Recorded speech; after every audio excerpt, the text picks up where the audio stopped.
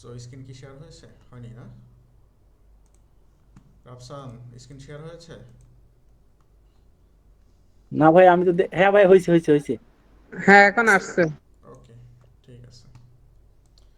So আসসালামু আলাইকুম। আজকে হচ্ছে আমাদের দশমতম ক্লাস পাওয়ার সিস্টেমের।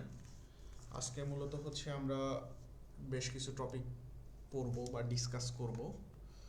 আমরা গত ক্লাসে মেবি আমরা হচ্ছে সিমেট্রিক্যাল ফল্ট অ্যান্ড আনসিমেট্রিক্যাল ফল্টের বিষয়ে দেখেছিলাম, এবং আমরা সিমেট্রিক্যাল ফল্ট সম্পর্কে কিছু টপিক পড়েছিলাম মেবি।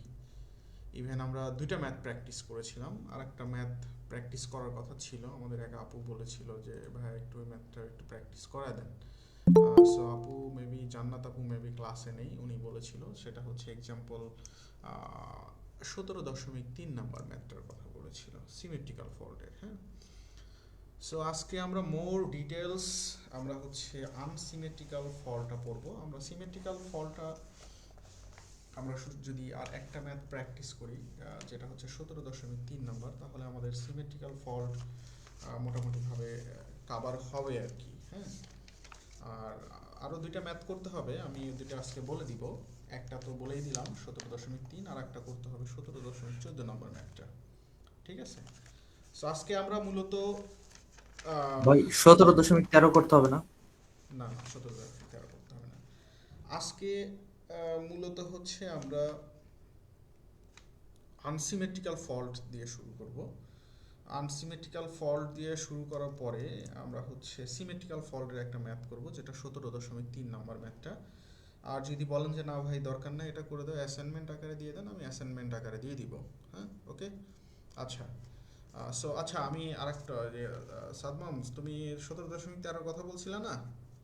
হ্যাঁ, ওটা করতে হবে। আরও কিছু ম্যাথ আছে, আমি বলে দিব, সমস্যা নেই, জি ওয়েট ভাই। করো। হ্যাঁ, আচ্ছা, আর ম্যাথেরগুলোর অ্যাসাইনমেন্টও কালকে দিয়ে দিব, আচ্ছা। বা আজকে যদি থাকে আজকে দিয়ে দিব আমি, সমস্যা নেই। তো আমরা মূলত আজকে একটু আনসিমেট্রিক্যাল ফল্ট দিয়ে শুরু করব। আনসিমেট্রিক্যাল ফল্টের বেসিকগুলো জানবো, দেখব। দেখার পরে হচ্ছে আমরা বাদবাকি এভরিথিং সকল টপিকস নিয়ে আসলে কথাবার্তা বলবো। ওকে, সো আশা করি আপনারা সবাই ভালো আছেন, একটু সুন্দর সময় কাটাইছেন, কারণ দীর্ঘ অনেক দিন ক্লাস হলো না আপনাদের। আর আপনারা যারা অনেকে আমাকে নক করেছিলেন যে ভাইয়া ভালো কি মন্দ, আমি তো পাওয়ার সিস্টেম এখনো কভার করতে পারিনি, সো আমি তো অনেক গ্যাপ দিচ্ছি। এরপরেও আসলে কেন যে কভার করতে পারতেছেন না, এটা আসলে আমার বোধগম্য হচ্ছে না। তবে ইনশাল্লাহ আপনারা চেষ্টা করেন এই নির্বাচনের মধ্যে সব কিছু কভার করার। ঠিক আছে, নির্বাচনের মধ্যে সব কিছু যেন কভার হয়ে যায়। আর নিতান্তই যদি কভার না হয়, সেটার ভিন্ন অপশন আছে, সেটা আমি পরে বলবো, সমস্যা নাই। বাট একটু চেষ্টা করেন নির্বাচনের মধ্যে কভার করার। আমাদের ক্লাসটা হবে নির্বাচনের পরে। আর আমাদের আর একটা ক্লাস হবে, যেটা আমরা আগামী 9 তারিখে নিব। 9 তারিখে নিয়ে আমাদের টোটাল পাওয়ার সিস্টেমটা আমরা শেষ করে দিব। ঠিক আছে, সো আজকের ক্লাস আর আরেকটা ক্লাস হবে, ওই ক্লাসটা নিয়ে আমাদের টোটাল পাওয়ার সিস্টেম ক্লোজ 9 তারিখে। এরপরে হচ্ছে 12 তারিখে তো নির্বাচন, সো আমাদের নির্বাচনের আগে আর আমরা কোনো ক্লাস নিব না। 12 তারিখ হচ্ছে আপনার বৃহস্পতিবার হয়। আল্লাহ যদি আমাদের দেশের অবস্থা ভালো রাখে, আমাদের সুস্থ রাখে, তাহলে আমরা আগামী 14 তারিখ থেকে আমরা সম্পূর্ণরূপে আমরা নতুন টপিক এসিডিসি সার্কিট থেকে হচ্ছে আমরা ক্লাস শুরু করব আগামী 14 তারিখ থেকে, যদি আপনাদের কোনো প্রবলেম না থাকে। ওকে, আর এখন আপনারা এই যে 9 তারিখে যে আমাদের আগামী সোমবার যে আমাদের ক্লাসটা শেষ হয়ে যাবে, এরপরে হচ্ছে আগামী 14 তারিখ থেকে আমাদের ক্লাসটা শুরু হবে। এখন আপনাদের যেটা করণীয় সেটা হচ্ছে যে 9 তারিখে ক্লাস শেষ হওয়ার পর আপনারা মাঝখানে কিন্তু মোটামুটি একটা গ্যাপ পাবেন। এই গ্যাপের মধ্যে চেষ্টা করবেন যার যেখানে প্রবলেম পাওয়ার সিস্টেম নিয়ে, পাওয়ার সিস্টেমের যার যেখানে প্রবলেম, সব প্রবলেমগুলো একত্রিত একটা নোট রেডি করেন। যদি নোট রেডি করা যদি লেট হয়, অ্যাজ সুন অ্যাজ পসিবল নোটগুলো রেডি করে ফেলেন, কমপ্লিট করে ফেলেন। যদি কোনো ম্যাথ বুঝতে অসুবিধা হয়, সেটা পিডিএফ ত্রিপলি গ্রুপে জানান, অথবা পার্সোনালভাবে নক করেন, সমস্যা নাই। বাট আমার মনে হয় বেটার হয় যে পিডিএফ ত্রিপলি গ্রুপে নক করাটাই। যে ম্যাথগুলো প্রবলেম, এই ম্যাথগুলো আমাকে পার্সোনালভাবে মেসেজ না করে আমার মনে হয় পিডিএফ ত্রিপলি গ্রুপে আপনারা মেসেজ করলে পরে আমি ওখান থেকে রিপ্লাই দিলে মেবি সেটা বেটার হয়। কারণ আমি আসলে এতটাই ক্লান্ত হয়ে গেছি, সিমিলার ম্যাথ, একই ম্যাথ, সবার প্রবলেম হচ্ছে, সবাই মানে ইন্ডিভিজুয়াল ভাবে আমাকে একই ম্যাথ নিয়ে নক করতেছে, ঠিক আছে? সো আপনারা একটু চেষ্টা করেন পিডিএফ ত্রিপলি গ্রুপে শেয়ার করার। আর আমি একটা জিনিস দেখেছি যে আপনাদের পিডিএফ ত্রিপলি গ্রুপে মানে আপনারা আসলে টোটালি দেখি কেয়ারলেস, কেউ কোনো হেল্প চাইলে, কেউ কোনো মেসেজ দিলে আপনারা দেখি রিপ্লাই দেন না।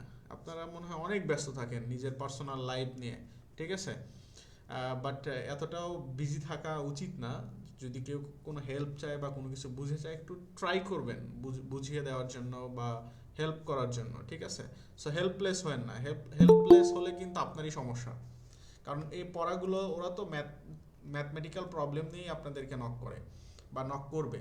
সো আপনি যদি একটা জিনিস যদি বোঝায় দেন, এই জিনিসটা আপনার মনে থাকবে বেশি, ঠিক আছে? আর যদি মনে হয় যে না বোঝায় দিবেন আমার সময় ওয়েস্টেজ হবে, তাহলে কিন্তু আপনারই প্রবলেম। সো চেষ্টা করবেন একটু রেসপন্স করার। আর আপনাদের যাদের ম্যাথ প্রবলেম, একটু কাইন্ডলি পিডিএফ ত্রিপলি গ্রুপে মেসেজ করেন, আমি আপনাদেরকে রিপ্লাই দিব, কেউ না দিলে সমস্যা নাই। বাট একটু ওখানে মেসেজ দিয়েন, সমস্যা নেই, লজ্জা পাওয়ার কিছু নাই, আমরা সবাই শিখতেছি, নো প্রবলেম। ওকে, আচ্ছা। সো আজকে আমরা পড়বো হচ্ছে আপনার সিমেট্রিক্যাল ফল্ট, কেমন? Sorry, unsymmetrical fault, unsymmetrical fault.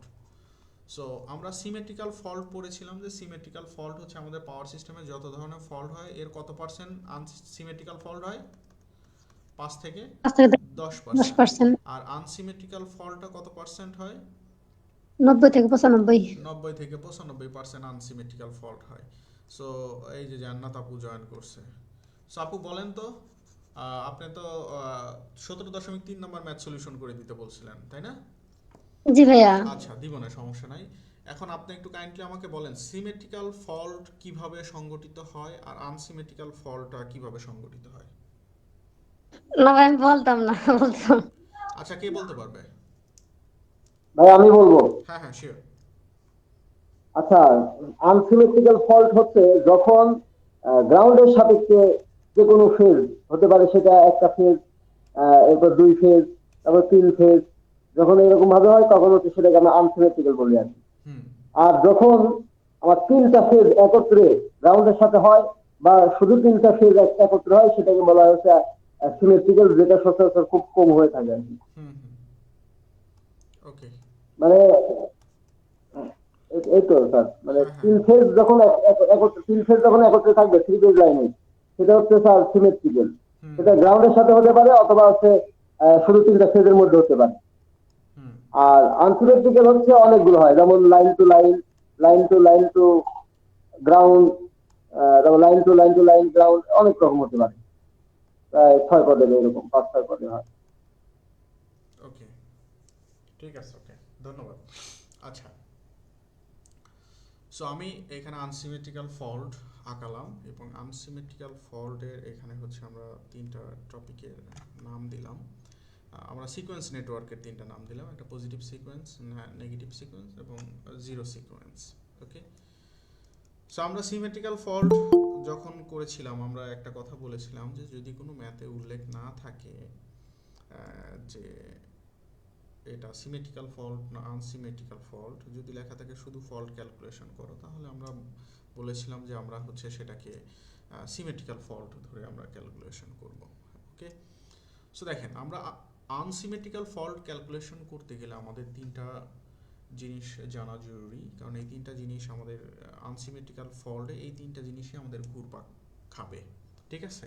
Even এই 3টা জিনিস কি, positive sequence network, negative sequence network and zero sequence network.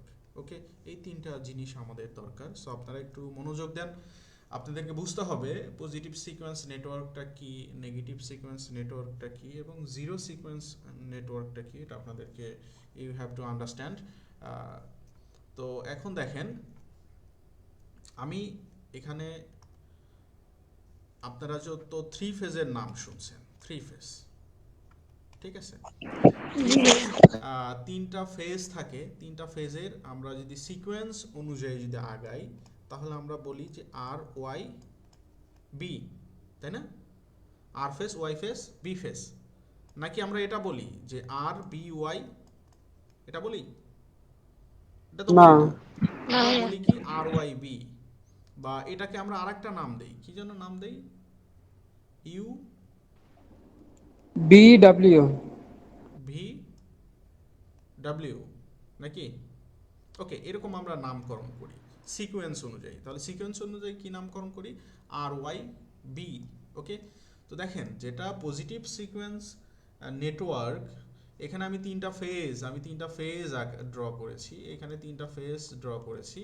So আমি ফেজ তিনটা নাম দিচ্ছি, মনে করেন তিনটা ফেজই হচ্ছে কারেন্টের ফেজ, মানে কারেন্ট, এই তিনটা ফেজ দ্বারা কারেন্ট আমরা করতেছি, মানে ইন্টিগ্রেশন করতেছি। সো এটা হচ্ছে আপনার R1 ফেজ, ঠিক আছে। ডিসপ্লে আসতেছে না ভাই। হ্যাঁ, ডিসপ্লে আসে না, ঠিক আছে ভাই, এখন ওকে। এটা তাহলে এটা যদি স্ক্রিনে পাচ্ছিলাম না। এটা যদি R1 ফেজ হয় তাহলে এটা কি হবে, এটা কি ফেজ হবে,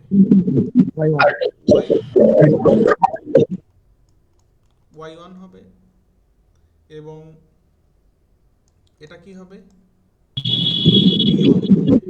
B1 হবে, ওকে। এবং দেখেন এটা পজিটিভ সিকোয়েন্স নেটওয়ার্ক, সো যে কারণে আমাদের এটা ডিরেকশনটা হবে ক্লকওয়াইজ। কোন দিকে ডিরেকশন হবে, ক্লকওয়াইজ। এবং প্রতিটা ফেজ অ্যাঙ্গেল থাকবে কত ডিগ্রি, 120 ডিগ্রি, ঠিক আছে। সো এটা হচ্ছে কি আপনার পজিটিভ সিকোয়েন্স নেটওয়ার্ক, যেখানে আমার হচ্ছে যে এর সিকোয়েন্সটা হবে কি RYB, অর্থাৎ RYB, এবং প্রতিটা ফেজ অ্যাঙ্গেল থাকবে 120 ডিগ্রি। এবং এটা হচ্ছে কি পজিটিভ সিকোয়েন্স নেটওয়ার্কটা, এটা ব্যালেন্সও হতে পারে, আনব্যালেন্সও হতে পারে, বাট আনব্যালেন্সটা বেশি হয়, আনব্যালেন্স হওয়ার পসিবিলিটি এর বেশি, অর্থাৎ এটা হচ্ছে আনব্যালেন্স লোড হিসেবেও পজিটিভ সিকোয়েন্স নেটওয়ার্কটা ইউজ হয়। এখন আপনারা বলতে পারেন যে ভাই আনব্যালেন্স লোডটা আসলে কিভাবে বুঝবো, বা আনব্যালেন্সটা কি জিনিস। এখন দেখেন এখানে আপনার তিনটা ফেজ আছে, আমি একটু লিখে বলি যে তিনটা ফেজ আছে, এর মধ্যে একটা ফেজ হচ্ছে R1, এবং আপনার Y1, এবং আপনার হচ্ছে কি B1। তো এখন আনব্যালেন্স কাকে বলে, এই তিনটা ফেজ যদি মনে করেন যে প্রতিটা ফেজের ম্যাগনিটিউড যদি ডিফারেন্ট অসম কারেন্ট হইলে তাহলে আমরা তাকে বলি হচ্ছে আনব্যালেন্স। মনে করেন যে এখানে আছে 120 এম্পিয়ার, এখানে আছে মনে করেন যে 118 এম্পিয়ার, বা এখানে মনে করেন আছে 122 এম্পিয়ার, অর্থাৎ এই যে প্রতিটা ফেজের ম্যাগনিটিউড, হ্যাঁ, ম্যাগনিটিউডটা কি আছে, ডিফারেন্ট ম্যাগনিটিউড। যদি তিনোটাই যদি 120 করে থাকতো তাহলে আমরা বলতাম যে দিস ইজ ব্যালেন্স লোড, ঠিক আছে। বাট অনেকে আবার চিন্তা করে আরে ভাই এখানে তো তিনটার তো অ্যাঙ্গেল তো সেম, অনেকে আবার অ্যাঙ্গেল দিয়ে আসলে ব্যালেন্স আনব্যালেন্সকে মেজার করে। ভাই অ্যাঙ্গেল দিয়ে আসলে ব্যালেন্স আনব্যালেন্স মেজার হয় না, মেজার হয় ম্যাগনিটিউড দিয়ে, ম্যাগনিটিউড সেম থাকতে হবে, ওকে। সো যাই হোক, তাহলে আমরা এখান থেকে পজিটিভ সিকোয়েন্সে পাইলাম যে এটা ক্লকওয়াইজ ভোল্টেজ আনব্যালেন্স থাকলে কি হবে ভাই? সেম, আমি তো এখানে জাস্ট এক্সাম্পল বুঝালাম আর কি, ঠিক আছে। আচ্ছা, ঠিক আছে। সো এখানে এখন বিষয়টা হচ্ছে যে তাহলে আমাদের পজিটিভ সিকোয়েন্সে কি হয়, যে এটা আনব্যালেন্স হয়, এবং হচ্ছে আমাদের হচ্ছে ক্লকওয়াইজ, এর ডিরেকশনটা হচ্ছে ক্লকওয়াইজ। এবং এখানে আমরা যেটা দেখতে পাচ্ছি যে নেগেটিভ সিকোয়েন্স নেটওয়ার্ক, আমরা একটু নেগেটিভটা যদি দেখি, এটাও সেম একই জিনিস, এটার হচ্ছে আপনার ডিরেকশনটা চেঞ্জ হবে। অর্থাৎ এখন মনে করেন যে আপনি একটা মোটরের কানেকশন দিলেন RYB, এখন আপনার বস বলল যে তুমি এই মোটরটা তো ক্লকওয়াইজ ঘোরে, তুমি এক কাজ করো, তুমি এই মোটরটাকে অ্যান্টি ক্লকওয়াইজ ঘোরাও, তুমি শুধুমাত্র ফেজটাকে চেঞ্জ করে দাও, ফেজ চেঞ্জ করে দিয়ে তুমি হচ্ছে কি করো, ভাই কলে জয়েন দিতে পারছি না, এই ও কি জয়েন রিকোয়েস্ট পাঠাইছিল,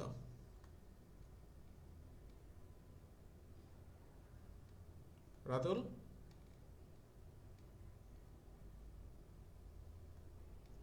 রাতুল শুনতে পাচ্ছ? রিকোয়েস্ট দেয়নি। সাথে একটু মেসেজে কথা বলো তো, অলিদের সাথে কথা বলে ওরে একটু জয়েন করা দাও তো। আমি একটু ক্লাস নেই, তুমি একটু জয়েন করো। আচ্ছা, তো এখন আপনার বস আপনাকে বললো যে আপনি একটু মোটরের ডিরেকশন, এটা তো ক্লকওয়াইজ ঘুরে, একে একটু এন্টি ক্লকওয়াইজ ঘোরান। তখন আপনি কি করবেন, এই ফেসটাকে একটু ঘুরায় দিবেন, যে কোনো একটা ফেস। এই ফেসগুলো ওই ফেজের সাথে দিবেন, অপর ফেসগুলো অপর সাথে দিবেন, তাহলে দেখবেন কি এটা এন্টি ক্লকওয়াইজ ঘোরা শুরু করবে। অর্থাৎ এখানে নেগেটিভ সিকোয়েন্স নেটওয়ার্কটা হচ্ছে যে এখানে পজিটিভে আপনার কি ছিল, আর ওয়াই বি, আর এখানে আপনার নেগেটিভ সিকোয়েন্সে হয় কি আর বি ওয়াই। অর্থাৎ এটা তখন কি হয়, এর ডিরেকশন তখন কোন দিকে, এন্টি ক্লকওয়াইজ, অর্থাৎ ঘড়ির কাঁটা যেদিকে ঘোরে তার বিপরীত দিকে। তাহলে এখানে আপনার কি হচ্ছে, এখানে আই আর ওয়ানের জায়গায় আই আর ওয়ান থাকবে, বাট এখানে নিচে কি ছিল, এখানে ছিল আপনার আই ওয়াই ওয়ান। আচ্ছা, এখানে নেগেটিভ একটা 2 দ্বারা প্রকাশ করে, রাইট? তাহলে এখানে কি হবে, আই বি টু হবে, রাইট? কথা বলেন না কেন? জি ভাইয়া, আর একটু হবে। আর এখানে হচ্ছে কি হবে, আই ওয়াই টু। অর্থাৎ ডিরেকশনটা আপনার ফেজের মানে ফেজের সিকোয়েন্সটা চেঞ্জ হয়ে যাবে, ঠিক আছে? অর্থাৎ আপনার ওয়াই ফেজের জায়গায় বি ফেজ আসবে এবং বি ফেজের জায়গায় ওয়াই ফেজে যাবে। সো যে কারণে হচ্ছে কি এর আপনার রোটেশনটাও কি হয়ে যাবে, চেঞ্জ হয়ে যাবে, বিপরীত দিকে অ্যান্টি ক্লকওয়াইজ এর রোটেশনটা হবে। ওকে, সো এখন তাহলে এখান থেকে আমরা দুইটা খুবই গুরুত্বপূর্ণ জিনিস পেলাম। পজিটিভ সিকোয়েন্স নেটওয়ার্কটার ডিরেকশনটা হচ্ছে ক্লকওয়াইজ, এবং নেগেটিভ সিকোয়েন্স নেটওয়ার্কের ডিরেকশনটা হচ্ছে কি, anti clockwise. Anti clockwise. Even এটাও ফেজ অ্যাঙ্গেল 120 ডিগ্রি। হ্যাঁ, এখন দেখেন আমাদের সবচেয়ে গুরুত্বপূর্ণ একটা জিনিস, যেটা হচ্ছে জিরো সিকোয়েন্স নেটওয়ার্ক বা জিরো সিকোয়েন্স কি জিনিস। আমরা আসলে এই জিনিসটা আমাদের বুঝতে অনেক সমস্যা হয়। তো এটা সমস্যা সমাধানের জন্য আমাকে একটু গুগলে যেতে হবে, কারণ আমি অত সুন্দরভাবে চিত্র আঁকাতে পারি না। এটার জন্য আমাকে গুগল থেকে চিত্র নিতে হবে। সো 3 ফেজ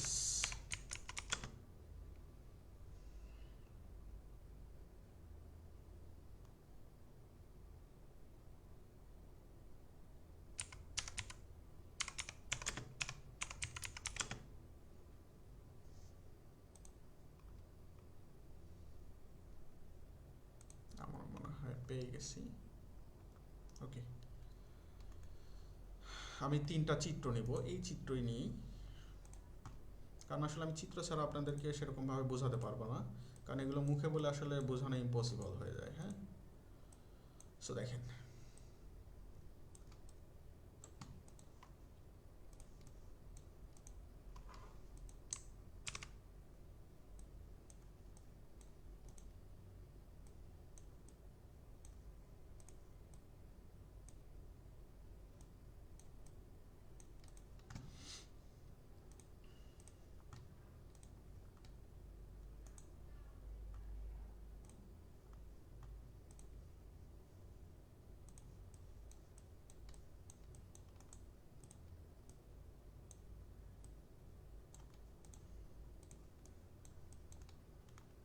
দেখেন এই 3টা চিত্র কি দেখা যাচ্ছে? আমি যে চিত্র 3টা নিলাম, জি ভাইয়া। দেখা যাচ্ছে, দেখা যাচ্ছে 3 ফেজ সিম্পলিফাইড। আচ্ছা, ওকে, সো দেখেন এখানে আমি যেটা আপনাদেরকে বোঝাতে চাচ্ছি যে আপনার পজিটিভ সিকোয়েন্স নেটওয়ার্কে আপনার এই যে 3টা ফেজ, এবং 3টা ফেজ এক একটা ফেজের মধ্যে কত ডিগ্রি ফেজ অ্যাঙ্গেল থাকবে, 120 ডিগ্রি করে। মনে করেন যে এটা হচ্ছে আপনার সেই আর ফেজ, এইটা হচ্ছে ব্লু কালারটা হচ্ছে কি বি ফেজ, আর এটা হচ্ছে সাপোজ হচ্ছে আপনার ওয়াই ফেজ। হ্যাঁ, অর্থাৎ আপনার প্রতিটা ফেজের ফেজ অ্যাঙ্গেল থাকবে কত, 120 ডিগ্রি করে। দেখেন আপনার 3টা ফেজ 3 জায়গায় থেকে কি হয়েছে, উৎপন্ন হয়েছে। ইভেন 3টা ফেজ 3 দিকে আর কি যাচ্ছে আর কি, ঠিক আছে?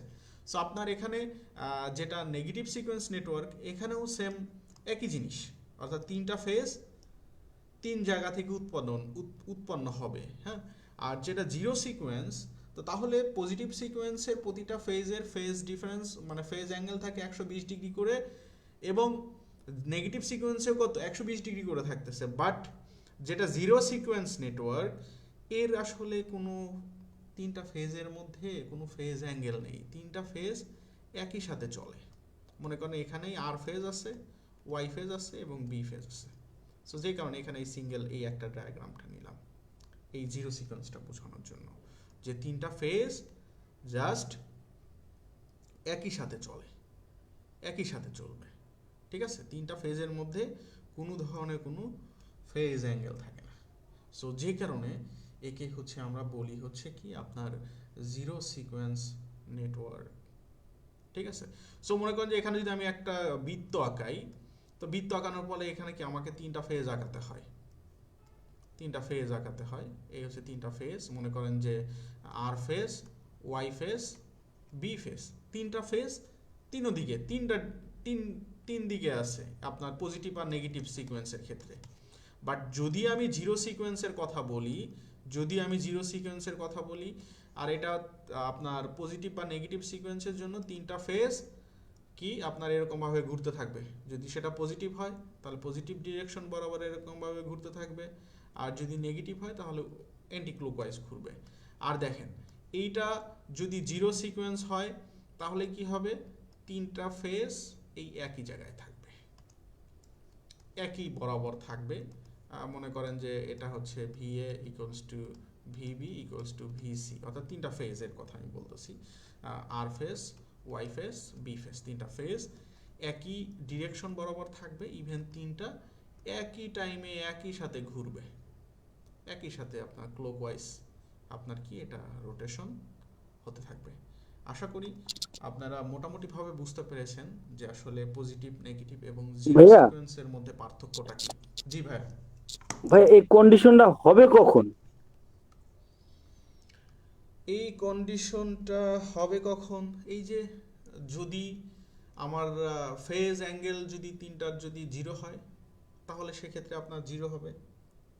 জিরো কার কারণে সিকোয়েন্সের হবে, মানে ক্ষেত্রে কি, মানে এই জিনিসটা হবে কেন, মানে কি চালাইলে হবে বা কোন পরিস্থিতিতে এরকম হবে? কি চালাইলে কোন পরিস্থিতিতে, এটা আসলে কি কখনো হওয়া পসিবল হয় বাস্তবিক অর্থে?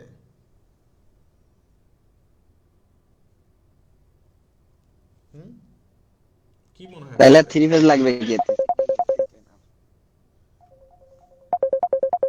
কেডারে ভাই,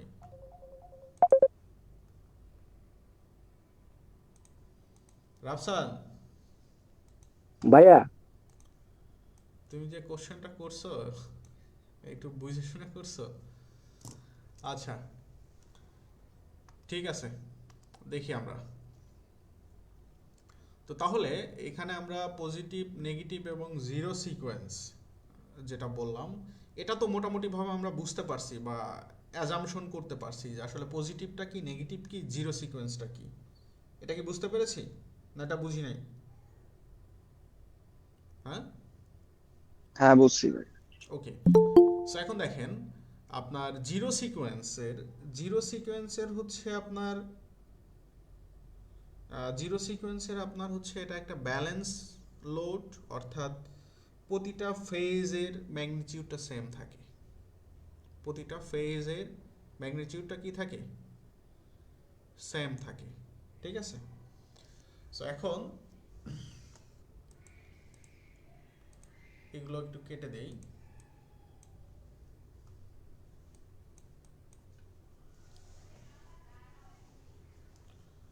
এখন আমরা হচ্ছে তিনটা ফেজ একটু যোগ করব।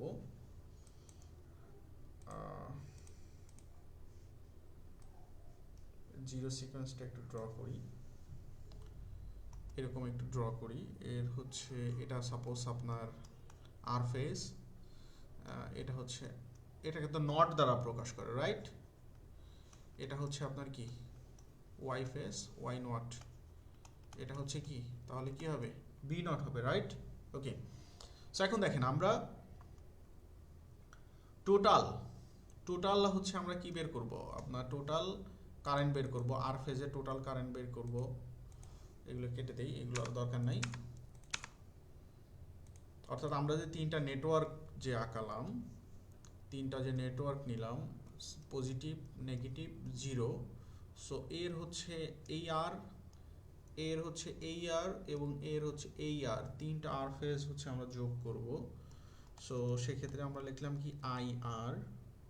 এখানে কিন্তু আই ওয়ান, আই নট বা আই টু কোনো কিছুই দেয়নি, I R. That means positive, negative এবং জিরো সিকোয়েন্সের সকল আর এখানে কি হবে, যোগ হবে।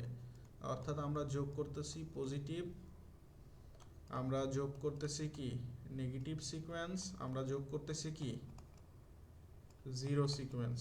ওকে, সো পজিটিভের আর ফেজের নাম কি ছিল বলেন, আই আর ওয়ান, নেগেটিভের আই আর টু, জিরোর কি I R nought. Okay, nought zero, I R nought. তাহলে এখানে আই ওয়াইটা কি হবে ব্রাদার, আই ওয়াইটা কি হবে, I Y one, I Y two, যোগ হচ্ছে আই ওয়াই নট। সিমিলার ওয়েতে আই বি, আই বি সমান সমান কি হবে, আই বি ওয়ান যোগ হচ্ছে কি আই বি টু, যোগ হচ্ছে কি আই বি নট। তাহলে আমরা এখানে তিনটা সূত্র পেয়ে গেছি, কিন্তু এই তিনটা সূত্রে কিন্তু আমাদের এই আনসিমেট্রিক্যাল ফল্টের ম্যাথে লাগবে। এই তিনটা সূত্র বুঝতে পারছেন না বুঝেন নাই বলেন তো? হ্যাঁ, বুঝছি। ওকে, বুঝতে পেরেছেন। ওকে, গুড। সো যদি বুঝতে পারেন তাহলে আমরা এখন রিপ্রেজেন্টার নেব। রিপ্রেজেন্টার নিব।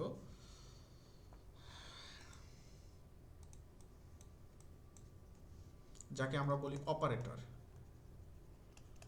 অপারেটর, ওকে। সো অপারেটর আলফা, আলফা সমান সমান হচ্ছে আপনার 1, অ্যাঙ্গেল হচ্ছে আপনার প্লাস 120 ডিগ্রি।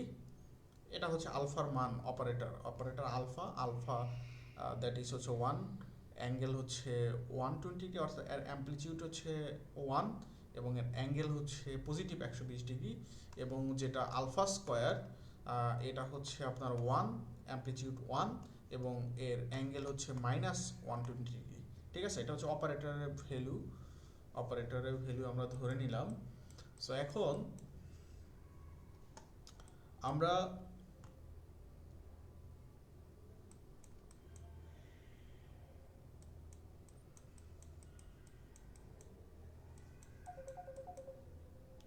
আবার কি রে ভাই,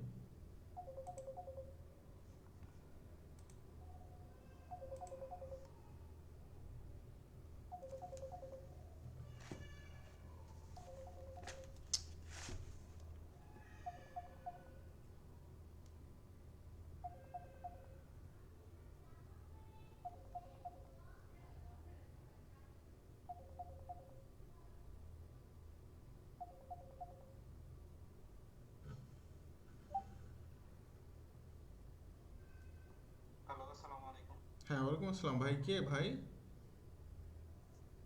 সেম কোশ্চেন, এর আগে একটা গ্রুপ কল আসলো, অডিও কল, এখন আবার ভিডিও কল, কি করতেছে এটা? আমি জানি না ভাই, আমি ক্লাস নিচ্ছি ভাই অনলাইনে, ভাই একটু দেখেন তো বিষয়টা।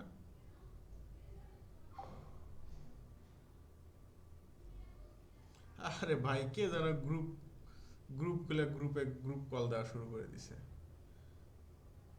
এটা কোনো কথা? ক্লাসের টাইমে ডিস্টার্ব। একজন কল দিছে বুঝছেন, একজন কল দিছে আর একজন আবার টেস্ট করতেছে যে কে কল দিছে একটু দেখি।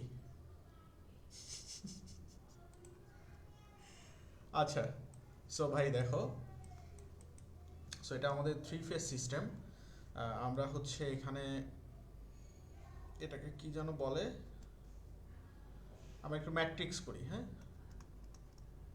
IA1, অর্থাৎ আমরা এখানে কি লিখেছিলাম, IR1 লিখেছিলাম না? হ্যাঁ, IR1 লিখেছিলাম না? যেমন দেখো এখানে আবার সমস্যা হতে পারে তোমাদের। আমরা হচ্ছে তিনটার ক্ষেত্রে আমরা হচ্ছে আর ফেজ আমরা এখানে নিব বা দেখব। এখানে হচ্ছে আমাদের যেটা মানে প্রথম যে ফেজটা আর কি, প্রথম ফেজ এখানে হচ্ছে আমাদের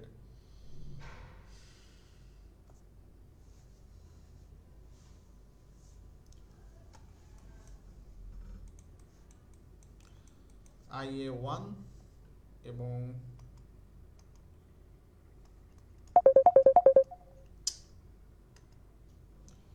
IA2, IA not, okay, per phase 1 1 1 alpha square 1 1 alpha। এই সাতমাম, বলো এটা কি ভাই, এটা কি কি লিখতেছি আমি, বলো না। এটা তো ম্যাট্রিক্স। ম্যাট্রিক্স।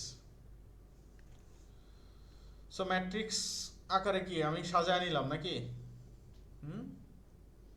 এখন ম্যাট্রিক্স করার নিয়ম কি? যদি আমি IA1 চাই, ভাই 1/3 দিয়ে IA plus alpha IB plus alpha square IC মনে হয় ভাই, এটাই তো হয় হ্যাঁ, অর্থাৎ রোর সাথে কলাম। এইটা হচ্ছে কার সাথে গুণন হবে? এটার সাথে, রাইট? ঠিক তো নাকি? তাহলে সুতরাং হ্যাঁ IA1 ইকুয়ালস টু কি লিখবো আমি? 1/3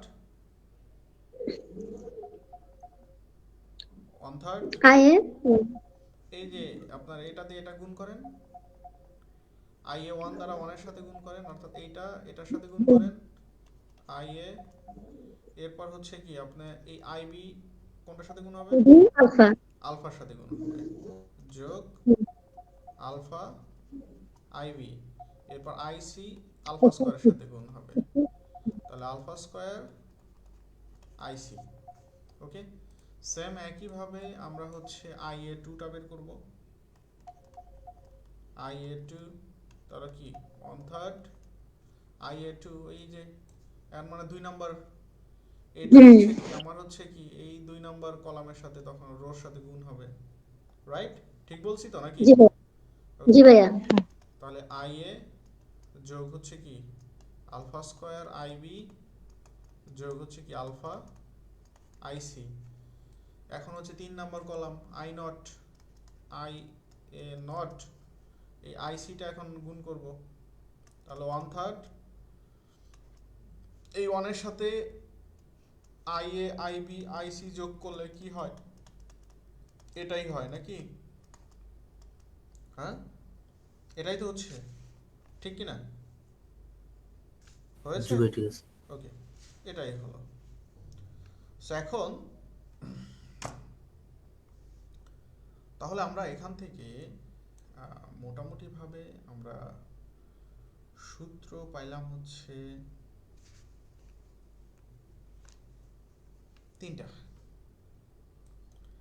6টা সূত্র পাইলাম।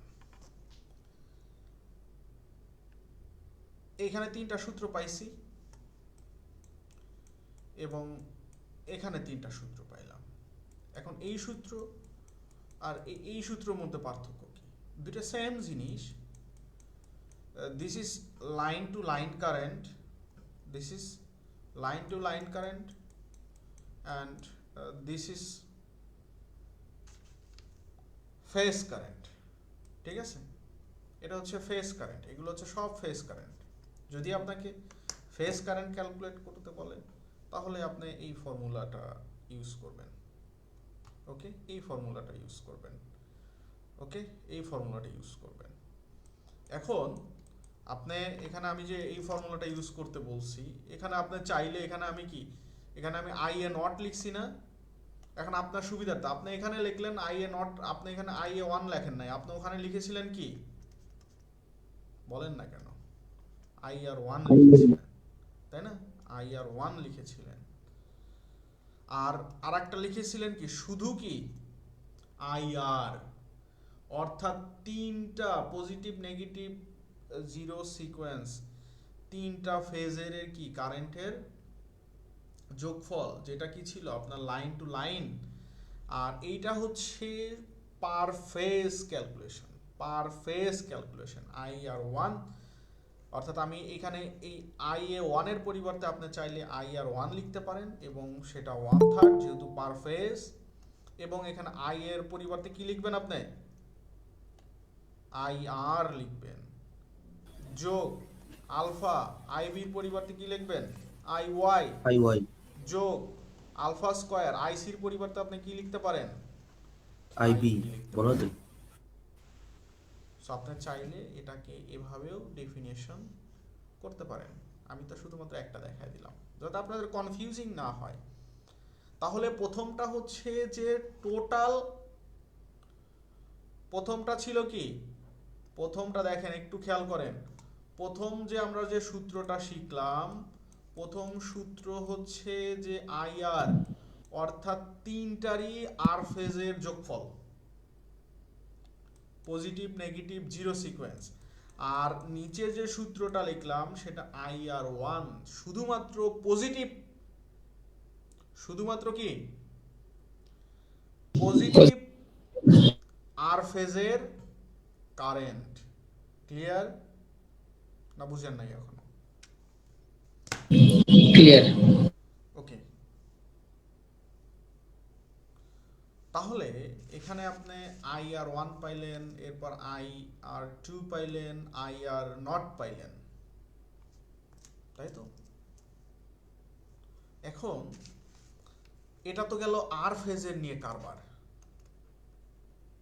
কারণ দেখেন আপনি আই আর 1 পাইলেন, আই আর 2 পাইলেন, আই আর নট পাইলেন, কেন আপনার কি আইবি 1 নাই? আছে কি? আছে তো। আইবি 2 নাই? আছে তো। কথা বলেন না কেন?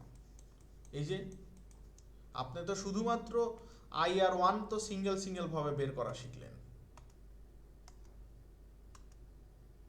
আমি আপনাকে সিঙ্গেল সিঙ্গেল ভাবে আই আর 1 বের করা শিখালাম, আই আর 2 বের করা শিখালাম, আই আর নট বের করা শিখালাম।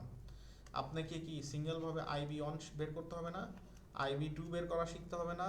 আইবি নট বের করা শিখতে হবে না? হবে কি না? শিখতে তো হবে। সো দেখেন এখন আমরা সেটা শিখি, চলেন। এটা একটু জটিল আছে, বাট এতটুক পর্যন্ত আশা করি আপনারা বুঝতে পেরেছেন। এই যে যেটা আমরা শুধুমাত্র আর ফেজের জন্য যেটা বের করলাম, যে আই আর 1, আই আর 2 এবং আই আর নট। এখন আমাদেরকে বি ফেজের জন্য বের করতে হবে, এরপর সি ফেজের জন্য বের করতে হবে। অর্থাৎ আমাকে বি ফেজ আর ওয়াই ফেজ আর বি ফেজের জন্য আমাদেরকে বের করা শিখতে হবে। দেখেন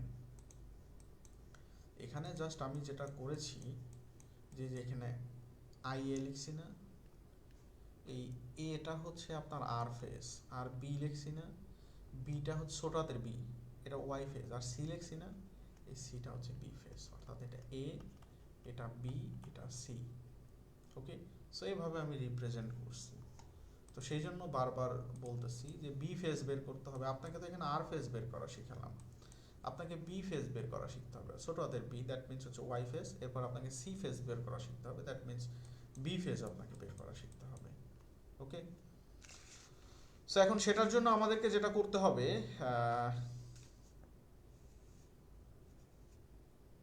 একটু ক্যালকুলেট করতে হবে আর কি। সেটা কিভাবে করব?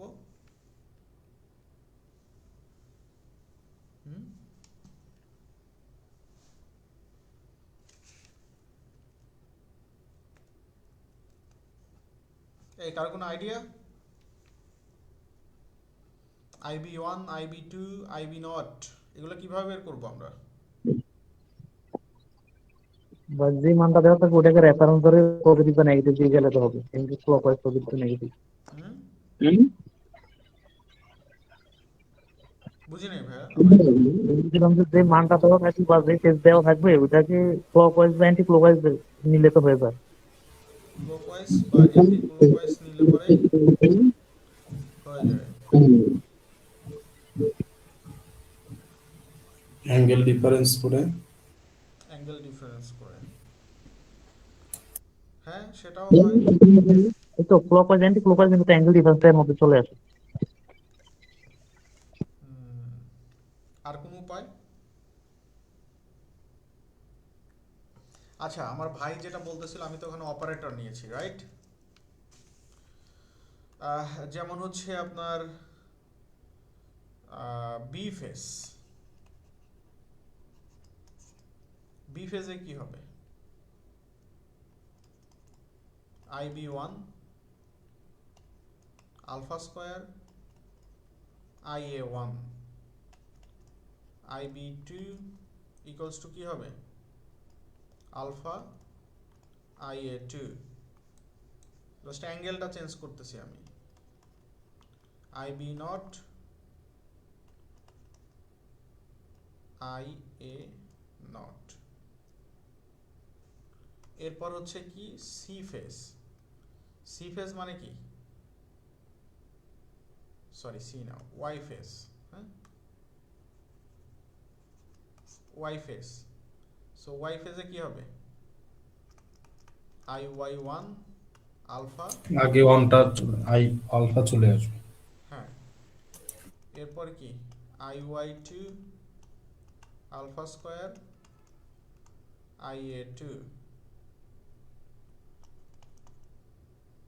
IY0 IA0। জাস্ট ওই যে বললো না এই যে আলফা, আরে ভাই এই যে এখানে শুধুমাত্র কি আলফা মানে কি 120 ডিগ্রি, পজিটিভ 120 ডিগ্রি, আর আলফা স্কয়ার মানে কি নেগেটিভ 120 ডিগ্রি। ওই বললো না যে শুধুমাত্র তার অ্যাঙ্গেলটা পরিবর্তন করলেই হয়ে যাবে, সেখানে শুধুমাত্র অ্যাঙ্গেলগুলো পরিবর্তন করা হয়েছে, ঠিক আছে? আচ্ছা, সো এখানে আপনারা আলফা 1 আলফা 2 বা সরি IA1 IA2 IA0টা বের করলেন। জাস্ট যখন আপনি বি ফেজ বা যখন আপনি ওয়াই ফেজ বের করবেন, তখন হচ্ছে আপনার এই জায়গায় বি ফেজের জায়গায় ওয়াই ফেজ লিখে দেন, আর সি ফেজের জায়গায় বি ফেজ লিখে দেন, তাহলে মনে হয় আগে বি ফেজ করছেন। ও হ্যাঁ আমি চেঞ্জ এটা কি করেছি, ওয়াই না সি? এটা হচ্ছে সি লাস্টের আর এটা হচ্ছে ছোট হাতের বি, হ্যাঁ ওকে। আচ্ছা, এইগুলো নিয়ে এত ঘাবড়ানোর কিছু নেই, এটা আসলে অতটাও মানে কঠিন না, হ্যাঁ। আচ্ছা, সো আমাদেরকে একটা জিনিস একটু দেখতে হবে, সেটা হচ্ছে আমরা তো দেখে আসলাম যে একটা জিনিস দেখলাম, সেটা হচ্ছে যে আমাদের কি জানো ভুলে গেলাম, জিরো সিকোয়েন্স। জিরো সিকোয়েন্সে প্রতিটা ফেজের ফেজ অ্যাঙ্গেলটা কি থাকবে? জিরো থাকবে, তাই না? প্রতিটা ফেজের ফেজ অ্যাঙ্গেলটা কি থাকে? জিরো থাকে। এখন এখন আপনার জিরো সিকোয়েন্সে একটা প্রবলেম আছে, এবং সেই জিরো সিকোয়েন্স নেটওয়ার্কটা প্রবলেমটা হচ্ছে যে আপনার যদি তাকে ওয়াই কানেকশন আমরা দিই, ওয়াই কানেকশনে কি ধরনের প্রবলেম হয়?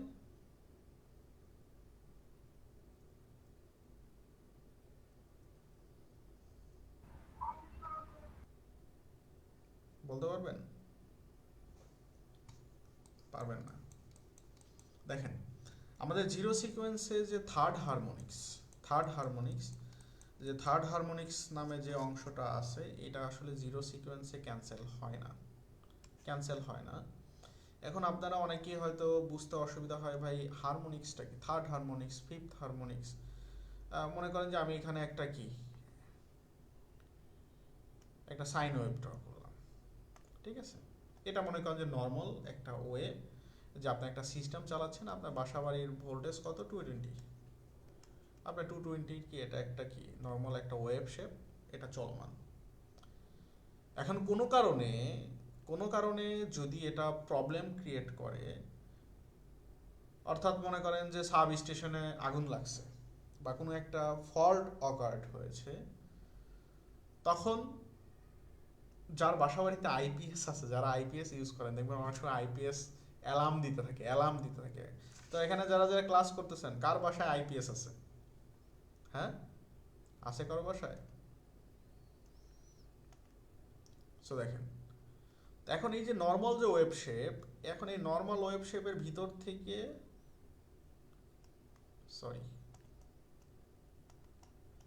এই নর্মাল ওয়েব শেপের ভিতর দিয়ে কি হবে, এখানে কয়টা ভাগে বিভক্ত হয়ে গেল, কয়টা ওয়েব হলো,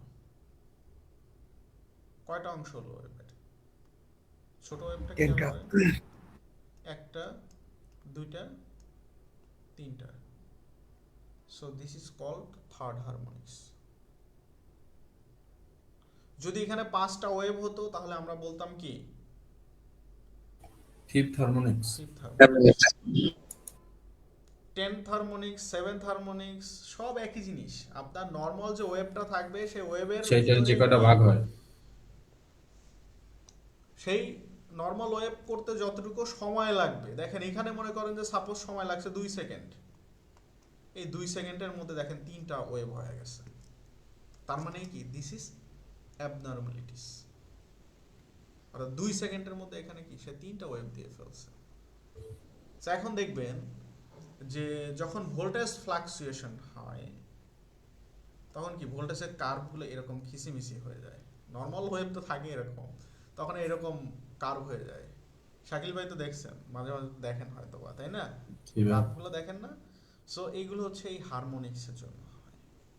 সো আমি কিন্তু বারবার আপনাদেরকে এর আগেও একদিন বলেছিলাম যে আপনার যখন ভোল্টেজ ফ্লাকচুয়েশন হয় বা ভোল্টেজ, যাকে আমরা ভোল্টেজ স্যাগ, ভোল্টেজ ফ্লাকচুয়েশন, ভোল্টেজ বাড়ছে, সব একই কথা। এইগুলো হয় হচ্ছে পাওয়ার সিস্টেমের হচ্ছে থার্ড হারমোনিক্স আর ফিফথ হারমোনিক্সের জন্য। সো তাহলে হারমোনিক্স কি জিনিস? যে নর্মাল যে ওয়েভ থাকবে সেই নর্মাল ওয়েভের ভিতরেই কত আরো 3টা ওয়েভ তৈরি হবে, ঠিক আছে? So this is third harmonics. আর যদি 5টা যদি ওয়েভ হয়, this is fifth harmonics. So এখন আমি আপনাদেরকে যেটা বললাম যে জিরো সিকোয়েন্সের আপনার থার্ড হারমোনিক্সটা ক্যান্সেল হয় না। জিরো সিকোয়েন্সটা থার্ড হারমোনিক্সকে ক্যান্সেল করতে পারে না। এখন যে কারণে, এখন এটা যদি আমরা একটু বোঝার চেষ্টা করি, আমি আপনাদেরকে জিরো সিকোয়েন্স নেটওয়ার্কে একটা জিনিস আমি আপনাদেরকে লিখছিলাম, 3xn, মনে আছে? মনে আছে আপনারা কোশ্চেন করেছিলেন যে জি ভাই লিখছিলেন 3xn কেন যুক্ত করলেন? জিরো সিকোয়েন্সে লিখছিলাম না? জি ভাই। জি ভাই লিখছিলেন। ওকে, লিখছিলাম। ওকে ফাইন, তাহলে আশা করি সবার মনে আছে যে আমি লিখছিলাম। সো দেখেন, এটা সাপোজ আপনার IA, এটা সাপোজ আপনার হচ্ছে IB, এবং এটা সাপোজ হচ্ছে আপনার IC, এবং এখানে কি একটা নিউট্রাল আছে, নিউট্রাল, এটা মনে করেন I0। এখন আপনারা হয়তো জানেন যে একটা স্টার কানেকশনের ক্ষেত্রে আপনার 3টা ফেজে যদি ফল্ট অকার্ড হয় তাহলে 3টা ফেজের ফল্ট কারেন্টটা কোথা দিয়ে প্রবাহিত হয় ব্রাদার? নিউট্রাল পয়েন্ট বা গ্রাউন্ডিং পয়েন্ট। নিউট্রাল পয়েন্ট বা গ্রাউন্ডিং প্রবাহিত হয়, তাই না? সুন্দর হয়েছে অনেক।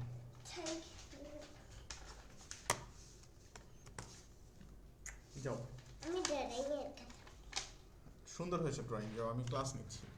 সো তাহলে এখন আমরা কিন্তু অ্যাকর্ডিংস টু কেসিএল অনুযায়ী আমরা কি লিখতে পারি ব্রাদার? I0 সমান আমরা কি লিখতে পারি? IA plus IB plus IC যোগ হচ্ছে কি IC, তাই না? অর্থাৎ আপনার 3টা ফেজ দিয়ে যে পরিমাণে কারেন্ট প্রবাহিত হবে ঠিক তার সম পরিমাণে কারেন্ট হচ্ছে কোনখান দিয়ে প্রবাহিত হয়? নিউট্রাল দিয়ে। তাই না? বাট যখন কি এখানে যখন ফল্ট সংঘটিত হবে তখন এখান থেকে প্রবাহিত হবে। তো যাই হোক, আমাদের বিষয়টা ওটা না, বিষয়টা হচ্ছে যে আমরা 3xn লিখেছিলাম জিরো সিকোয়েন্সের ক্ষেত্রে, আমরা 3xn আমরা লিখেছিলাম। তো আমরা এই জিনিসটা একটু দেখব, সেটা কার মাধ্যমে দেখব, যে জিরো সিকোয়েন্স থার্ড হারমোনিক্সের মাধ্যমে দেখব। কারণ জিরো সিকোয়েন্স যেহেতু আপনার থার্ড হারমোনিক্সকে সে ক্যান্সেল করতে পারে না, অর্থাৎ সে ক্লিয়ার করতে পারে না থার্ড হারমোনিক্সকে। সো যে কারণে হচ্ছে আমরা যখন জিরো সিকোয়েন্স নেটওয়ার্কের যখন ইম্পিডেন্স ডায়াগ্রাম যখন আমরা ড্র করেছি, যে কারণে আমরা কি এখানে 3xn আমরা লিখি বা লিখেছিলাম। সো সেটা আমি বলেছিলাম যে আমি আপনাদেরকে এটা পরে দেখাবো, সো যে কারণে এটা আপনাদের পরের জন্য রেখে দিয়েছি। সো আমি এখানে কয়েকটা চিত্র নিয়েছি, এখানে দেখেন একটা চিত্র, আমি হচ্ছে এখানে তিনটা চিত্র নিয়েছি, তিনটা ফেজ নিয়েছি। একটা হচ্ছে আপনার আর ফেজ, ওয়াই ফেজ এবং বি ফেজ, অর্থাৎ রেড ইয়েলো ব্লু। এবং আমি এখানে তিনটার হচ্ছে কি একটা ফেজ ডিফারেন্স বা ফেজ অ্যাঙ্গেল দিয়েছি। এটা হচ্ছে 120 ডিগ্রি, এটা হচ্ছে 240 ডিগ্রি। অর্থাৎ আপনার আর ফেজ আছে কত ডিগ্রিতে? 0 ডিগ্রিতে। ওয়াই ফেজ আছে 120 ডিগ্রিতে, এবং আপনারা দেখতে পাচ্ছেন যে এখানে হচ্ছে বি ফেজটা আছে কত? 240 ডিগ্রি ফেজ অ্যাঙ্গেলে আছে। আমি তিনটা ফেজ নিয়েছি, ঠিক আছে? এটা হচ্ছে কি আমি জিরো সিকোয়েন্স বোঝানোর জন্য আমি তিনটা ফেজ নিয়েছি, আর ফেজ, ওয়াই ফেজ এবং ব্লু ফেজ, এবং প্রতিটা ফেজ এক একটা ফেজের এক এক রকম ফেজ অ্যাঙ্গেল আমি দিয়ে নিয়েছি জাস্ট আপনাদের বোঝানোর জন্য। এবং দেখেন, এবং আমি কি করলাম এখানে হচ্ছে প্রতিটা ফেজের ভিতরে দেখেন আমি একটা হারমোনিক্স ক্রিয়েট করলাম। এখন আপনি আমাকে এখানে গুণে বলতে হবে এটা আমি ফিফথ হারমোনিক্স ক্রিয়েট করেছি না ফিফথ হারমোনিক্স ক্রিয়েট করেছি। থার্ড হারমোনিক্স না? থার্ড হারমোনিক্স, কারণ এই যে একটা মানে ফুল তো শেপ তো এই একটাই, যে এতটুকু শেপ, এতটুকু শেপের মধ্যে যে 1 নাম্বার, এটা হচ্ছে 2 নাম্বার, এটা হচ্ছে 3 নাম্বার, ঠিক আছে? তাহলে এটা কি হারমোনিক্স? Third harmonics. তাহলে দেখেন আপনার আর ফেজের মধ্যেও থার্ড হারমোনিক্স আছে, ওয়াই ফেজের মধ্যেও থার্ড হারমোনিক্স আছে, এবং বি ফেজের মধ্যেও কি আপনার থার্ড হারমোনিক্স আছে।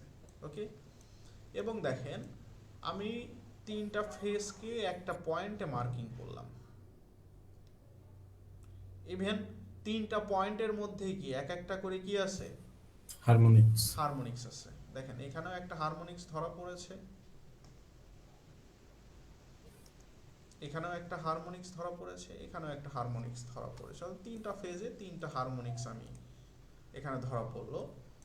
এই হচ্ছে সেই তিনটা হারমোনিক্স, দেখেন মার্কিং করা হয়েছে, এই যে মার্কিং করা হয়েছে। ইভেন প্রথম ফেজের হারমোনিক্সকে আমরা বলতেছি আই নট, হারমোনিক্সের যে কারেন্ট আই নট, এবং এখানে হারমোনিক্স কারেন্ট আই নট, এটাও কি আই নট। সো তিনটা ফেজের হারমোনিক্স কারেন্ট যদি হয় আই নট, তাহলে আপনার নিউট্রাল দিয়ে আপনার কি পরিমাণে হারমোনিক্স কারেন্ট প্রবাহিত হবে? অর্থাৎ তিনটা দেখেন, তিনটা কি করছে? একত্রিত করছে, দ্যাট ইজ কি 3i নট, অর্থাৎ তিনটা ফেজের হচ্ছে কি হারমোনিক্স কারেন্টের কি যোগফল।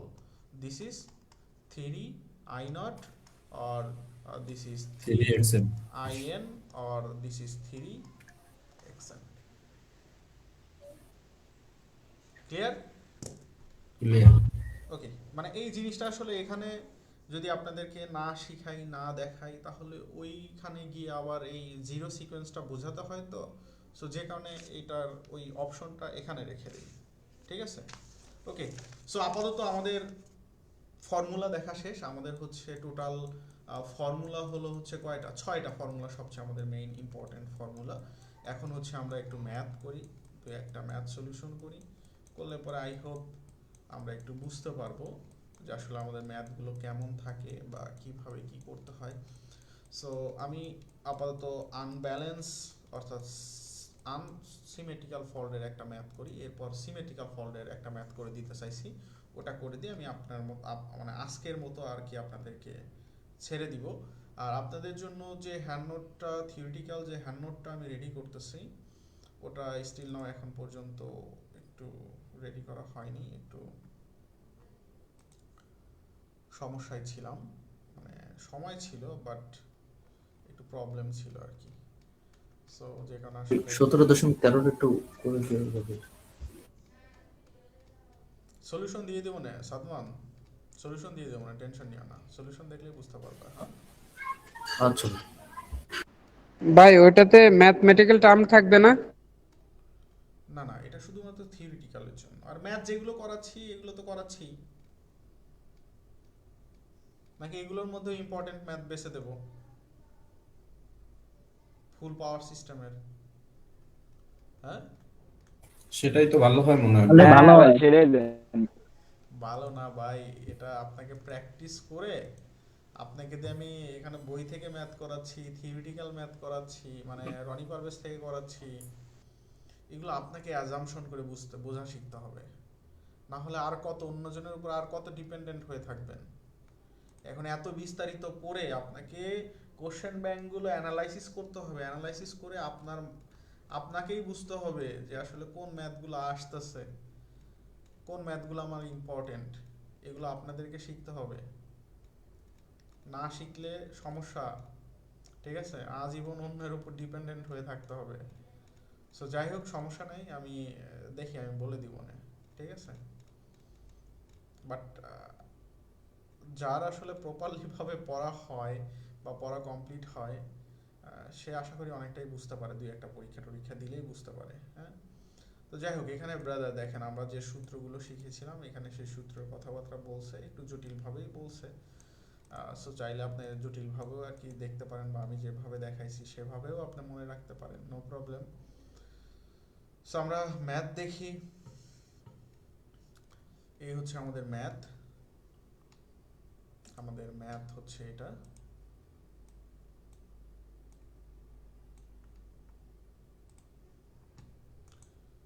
এই রাতুল, জি ভাই। তোমার কাছে এই যে সিমেট্রিক ফর্মের ম্যাথগুলো সলিউশন করা আছে না, নোট করা আছে না? জি জি। ওগুলো একটু দিয়ে দাও তো গ্রুপে, পিডিএফ ত্রিপলি গ্রুপে। আচ্ছা ঠিক আছে। ওই যে তোমার 17.11, 17.14, 17.13 এগুলো আছে? দেখতেছি ভাই একটু। ঠিক আছে, তুমি দেখো, ক্লাস শেষেই দেখো, সমস্যা নেই।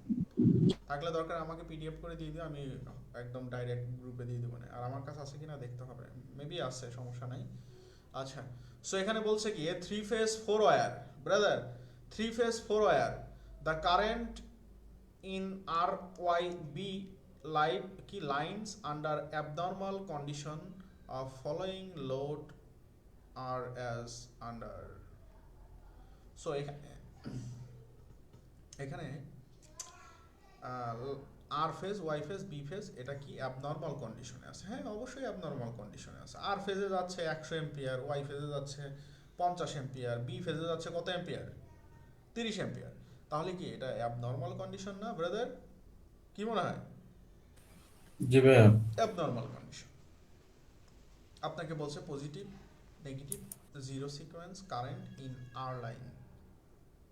আর লাইনের পজিটিভ, নেগেটিভ এবং জিরো সিকোয়েন্সটা বের করতে বলছে, and return line current in the neutral wire. Neutral wire, return line, neutral wire and return line, neutral wire, যেহেতু 4টা phase.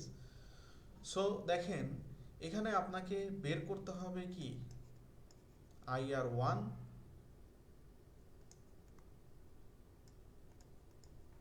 IR2, this is positive pair R phase, this is negative pair R phase, and this is কি zero আর phase.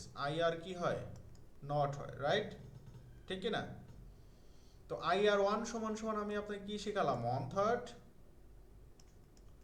কি পড়ালাম? IR, যাকে আমরা IA হিসেবে চিনছিলাম, alpha IR2 IY IY plus alpha alpha square square IB। Same 1/3 IR যোগ হচ্ছে alpha square IY যোগ হচ্ছে কি আলফা IB। জাস্ট একটা আর একটার সাথে একটু আলফা আর আলফা স্কোয়ারের মধ্যে পার্থক্য, বাদ বাকি সব সেম। 1/3 আই আর যোগ হচ্ছে কি আই ওয়াই যোগ হচ্ছে কি আই বি। সো দেখেন আপনার 1/3 আই আর এর ভ্যালু কত এখানে দেওয়া আছে, এইটা আই ওয়াই এর ভ্যালু কত এইটা, আই বি এর ভ্যালু কোনটা এইটা, এভরিথিং সব কিছুই দেওয়া আছে। জাস্ট আপনি বসায় বসায় কি করবেন, ক্যালকুলেট করবেন। আর আলফার ভ্যালু কত 1, অ্যাঙ্গেল কত প্লাস 120 ডিগ্রি 120। এর সাথে গুণন হবে কোনটা আই ওয়াই কোনটা ব্রাদার এইটা, 50 অ্যাঙ্গেল হ্যাঁ এটা যেটা গুণন দেওয়া আছে এইটা। জাস্ট এগুলো ডাটা বসায় তো করতে পারবেন নাকি না আমার করে দিতে হবে? পারা যাবে। পারা যাবে। এখন the problem is neutral, right? Neutral না? জি ভাইয়া, তিন ফেজের Neutral যোগফল। problem, neutral.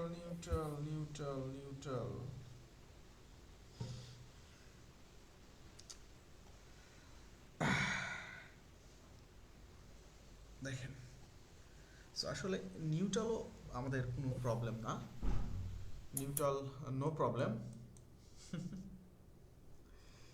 আচ্ছা, আমরা একটু আগে নিউট্রাল সমান সমান কি পেয়েছিলাম?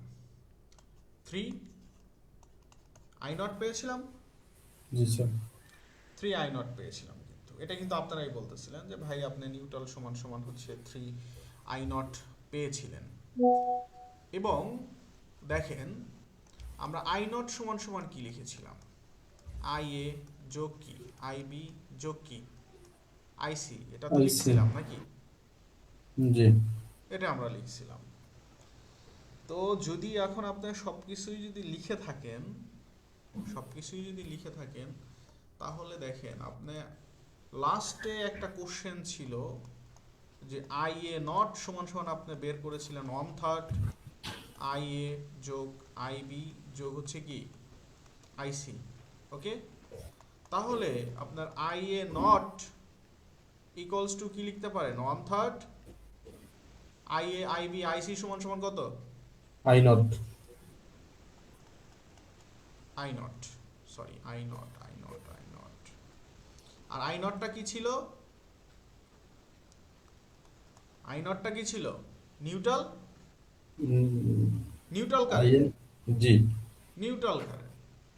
তো তাহলে এখানে আপনি কি পাচ্ছেন, কিছু পাচ্ছেন? I nought equal 3 A nought হয় লেখা হ্যাঁ, যায়। 3 A nought I A nought. A nought. অর্থাৎ তাহলে আমি এখানে দেখেন, আমি এখানে হচ্ছে I R 1 I R 2 I R naught আমি বের করলাম। এখন এই যে আই আর নট যে আমি বের করলাম, এখন আমাকে কি করতে হবে, এটা 3 দ্বারা গুণ করতে হবে। এই আই আর নটকে কি করতে হবে, 3 দ্বারা গুণ করতে আই হবে। আর নটকে যদি আমি 3 দ্বারা গুণ করি তাহলেই কি আমি কি তাহলে পাচ্ছি, হবে কি, আই আর আই বি আর আই ওয়াই পাবো। নাকি? 3 উপরে চলে গেলে তো 3 কাটা হয়ে যাবে। তাহলে 3 ফেজের যোগফল আর কি আই নট পাওয়া যাবে। তো আমরা একটু বইতে দেখি, বইতে কিভাবে বের করছে, বইটা বুঝি কিনা।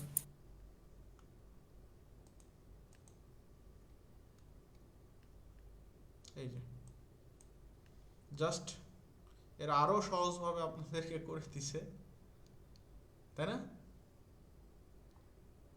এরা কি করলো, এটা 6.7 টা পাই তো।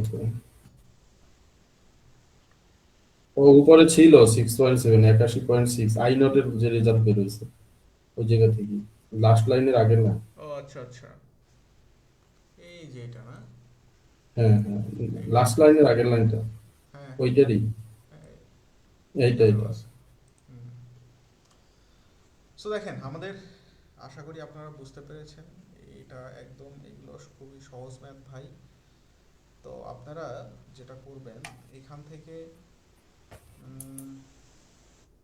একটু লেখেন 18.4, আমি একটু লিখে দেই, এগুলো একটু প্র্যাকটিস করতে থাকেন। 18.4 18.7, 18.15, 18.16, 18.14, 18.19,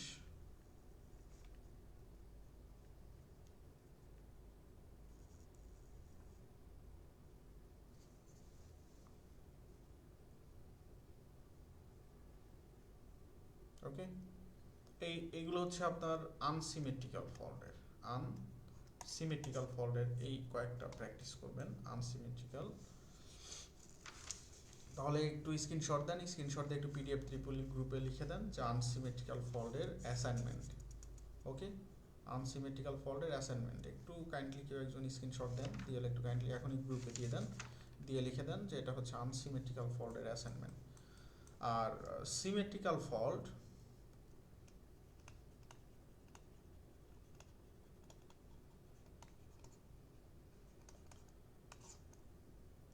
এই রাতুল, আনসিমেট্রিক্যাল ফল্টের এই ম্যাথগুলো আছে তোমার কাছে না কোনগুলো দিলাম তুমি? জি ভাইয়া দিছি। আচ্ছা, তো সিমেট্রিক্যাল ফল্টের হচ্ছে 17.5, 17.11,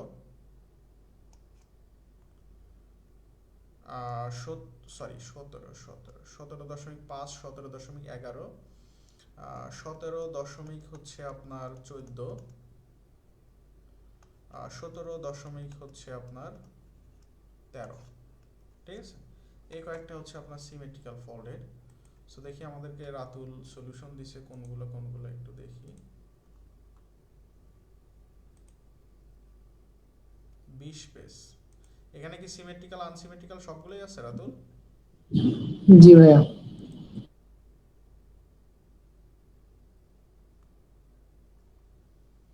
সিমেট্রিক্যাল ফল্ট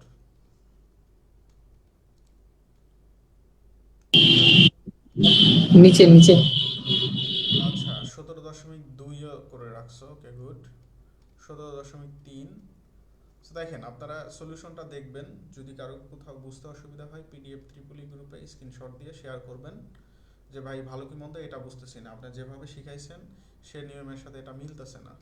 ওকে, 17.5, 17.11, জাস্ট আপনারা ম্যাথগুলো দেখবেন আর এই অ্যাসাইনমেন্ট সলিউশন করার জন্য এই নোটটা দেখবেন। এটাই যে আমার স্টুডেন্ট রাতুল তৈরি করছে, এটাই দিয়ে দিচ্ছি আপনাদেরকে, কারণ ও কোশ্চেনও তুলছে প্লাস অ্যান্সারও লিখে রাখছে। 17.14। এই সাদমাম সাকিব চলবে এগুলা? জি ভাই। ওকে, আর এটা হচ্ছে আনসিমেট্রিক্যাল ফল্ট। হ্যাঁ, এটা আনসিমেট্রিক্যাল ফল্ট। সো এখানে আনসিমেট্রিক্যাল ফল্টের 18.2, 18.4 মানে যেগুলো দিলাম আর কি অ্যাসাইনমেন্ট, এখানে সবগুলোই এখানে করা আছে।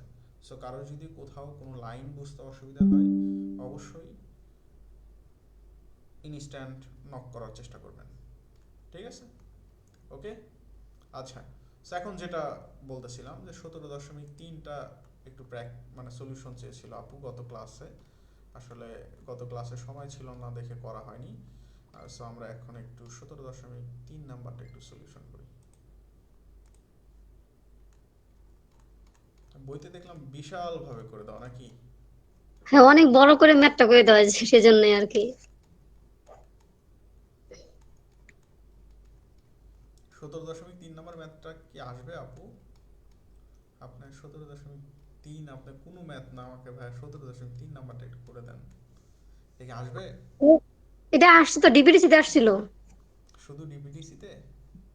আমি কয়েকটা পরীক্ষায় দেখছি ভাই, এই নিয়মের ম্যাথ শুধু মানগুলো চেঞ্জ করে দিয়েছে, 3টা পরীক্ষায় আসছিল। হ্যাঁ কারেক্ট, এই যে আপু দেখছেন, আপু ম্যাথ করতে করতে ওনার একদম মুখস্থ হয়ে গেছে কোন কোন ম্যাথ আসে। এটা কিন্তু আমার নোটে কিন্তু এটা 3 স্টার দেওয়া আছে এই ম্যাথটা। ভাই আমি যে ডিপ্লোমার বই আছে না সুইস গিয়ারে, হ্যাঁ হ্যাঁ। আমি কয়েকটা ম্যাথ দাগায় রাখছি, মানে 3-4টা ম্যাথ একই নিয়মে জাস্ট এই ম্যাথ গুলো থাকে আর কি। না এই ম্যাথটা আমার নোটেও এটা 3 স্টার দেওয়া আছে। সো এই ম্যাথটা কিন্তু ইম্পর্টেন্ট অ্যাসিস্ট্যান্ট সাব সবার জন্যই। ঠিক আছে, সো এটা 3 স্টার দেওয়া আছে কিন্তু। সো দেখেন এটা এইটা করবেন, আর এটা 3 স্টার দেওয়া আছে, আর 17.14 আর 17.13 ওগুলো 2 স্টার করা আছে। 17.13 আর 17.14 2 স্টার, হ্যাঁ, আর এটা 3 স্টার করা আছে। তো যাই হোক, এখন দেখেন এখানে বলছে যে এ 3 phase transmission line operating at একটা 3 ফেজ ট্রান্সমিশন লাইনের কথা বলেছে, যে সেটা 10 কেভি অর্থাৎ 10 kilovolt and having a resistance 1 ohms and reactance of 4 ohms is connected to generating station bus bar through, অর্থাৎ এখানে বলছে যে ভাই তোমার একটা ট্রান্সমিশন লাইন আছে, এই হচ্ছে তোমার ট্রান্সমিশন লাইন, তোমার ট্রান্সমিশন লাইনটা হচ্ছে কত 10 কেভির একটা ট্রান্সমিশন লাইন, তোমার ট্রান্সমিশন লাইনের রেজিস্ট্যান্স আছে, তোমার ট্রান্সমিশন লাইনের রিঅ্যাক্ট্যান্স দেওয়া আছে, এবং তোমার ট্রান্সমিশন লাইনে একটা ট্রান্সফরমার আছে, সেই ট্রান্সফরমারটা কত 5 এমভি এর একটা ট্রান্সফরমার, সেই ট্রান্সমিশন লাইনটা ট্রান্সফরমার হয়ে একটা জেনারেটরের সাথে কানেক্টেড আছে। সো এতটুকু বুঝতে পারছেন, আশা করি বুঝতে পারছেন। এবং বলছে যে ট্রান্সফরমার হচ্ছে রিঅ্যাক্ট্যান্স দেওয়া আছে 5%, এই যে 5% রিঅ্যাক্ট্যান্স, এবং the bus bar are applied by 10 MVA। আচ্ছা, এখানে বলছে যে এখানে যে বাসটা কানেক্টেড আছে সেই বাসের সাথে কি একটা জেনারেটর কানেক্টেড আছে, সেই জেনারেটর আবার কত 10 MVA এর একটা জেনারেটর, একটা 10 MVA এর জেনারেটর, এবং তার রিঅ্যাক্ট্যান্স দেওয়া আছে 10%। এখন বলছে calculate the short circuit KVA feed to symmetrical fault between phase if it's occur, অর্থাৎ calculate the short circuit KVA, আপনাকে শর্ট সার্কিট কেভিএ বের করতে বলছে, শর্ট সার্কিট কেভিএ বের করতে বলছে। সেই short circuit calculate the short circuit KVA feed to symmetrical fault between phases if it's occurs, বলছে যে এই ফলটা যদি at the load end of transmission line, যদি হচ্ছে ট্রান্সমিশন লাইনের যদি শেষে যদি এই ফলটা সংঘটিত হয়, প্রথমটাতে বলছে যে তাহলে তোমার কেভিএ শর্ট সার্কিট কেভিএটা কত হবে, যদি তোমার এই একদম ট্রান্সমিশন লাইনের শেষে গিয়ে যদি তোমার ফলটা হয়, তাহলে তোমার শর্ট সার্কিট কেভিএর পরিমাণটা কত, এবং বলছে যে at the high voltage terminal of the transformer, এবং বলছে যে তোমার এখানে সবচেয়ে ইম্পর্টেন্ট একটা মজার একটা কথা বলছে যে এখানে তোমার যদি চিত্রে যদি F1 যদি নাও থাকতো তাও তোমাকে ফাইন্ড আউট করতে হতো। এটা একটা ট্রান্সফরমার, এটা একটা জেনারেটিং স্টেশন। এখন তুমি আমাকে বলো তো যে ট্রান্সফরমারের হাই ভোল্টেজ সাইড কোন সাইডটা হবে? সেকেন্ডারি প্রান্ত। কেন সেকেন্ডারি প্রান্ত হবে? কারণ জেনারেটিং হয় 11 কেভি। হ্যাঁ, কারেক্ট। কারণ জেনারেটিং স্টেশনে যে ট্রান্সফরমারগুলো থাকে, অর্থাৎ জেনারেটরের সাথে যে ট্রান্সফরমারটা কানেক্টেড থাকে, ওটা must be step up transformer. So যে কারণে তার হাই ভোল্টেজ সাইডটা কোথায় হবে? সেকেন্ডারি সাইডে। ওকে, ক্লিয়ার? ওকে। সো এখানে যে কারণে বলছে, এবং দ্বিতীয় শর্তে বলছে যে তোমার at the high voltage terminal of the transformer, অর্থাৎ তোমার এই ট্রান্সফরমারের পাশে তাহলে কি তোমার এই ফলটা সংঘটিত হবে, তাহলে সেক্ষেত্রে তোমার শর্ট সার্কিট কেভিএ কত।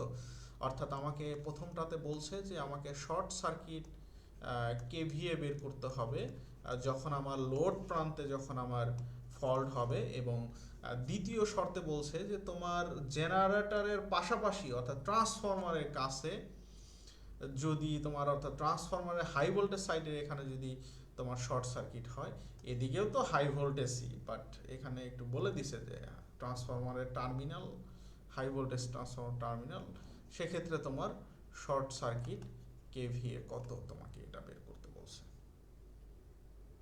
আশা করি কোশ্চেন বুঝতে পেরেছো না বুঝো নাই? কোশ্চেন আমরা বুঝতে পেরেছি? বুঝতে পারছি। তাহলে এখন আমরা একটু অ্যাজাম্পশন করি তো ভাই, আমার এখানে বিদ্যুৎ উৎপাদন হচ্ছে, এখানে মনে করো বিদ্যুৎ উৎপাদন হচ্ছে, বিদ্যুৎ উৎপাদন হয়ে আমি এতটুকু দূরে আমি টেনে নিয়ে যাচ্ছি। মনে করো আমার এখানে একটা ফল্ট হলো F1, এখানে একটা ফল্ট হলো সাপোজ F2, তাহলে কোথায় সবচেয়ে বেশি ফল্ট কারেন্ট হবে? F1 এ। কারণ আমার যেখানে বিদ্যুৎ উৎপাদন হচ্ছে তার কাছাকাছি যদি ফল্ট হয় তাহলে তার ফল্ট কারেন্ট বা ফল্ট কেভি এর পরিমাণটা বেশি হবে, আর যত দূরে যাব তত ফল্ট কারেন্ট বা ফল্ট কেভি এর পরিমাণটা তত কি হবে, কমবে। কমতে থাকবে। তাহলে আমরা এখান থেকে অ্যাজাম্পশন করতে পারি যে আমাদের F2 এর ফল্টের পরিমাণ, ফল্ট কারেন্ট বা ফল্ট কেভি এর পরিমাণ কম হবে, বাট F1 এর পরিমাণটা কি হবে, বেশি হবে। Okay fine. সো এতটুকু ক্লিয়ার আশা করি। সো এখন আমরা ম্যাথটা করব। সো এখানে যেহেতু এখানে পার ইউনিটের কথাবার্তা আছে, সো আমাকে একটু কি করতে হবে, একটু সেরকম ভাবে টেকনিক্যাল ওয়েতে আমাকে ম্যাথ সলিউশন করতে হবে।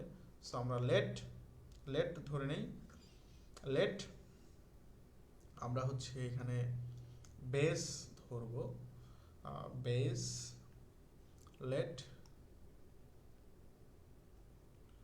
বেস বেস এমবিএ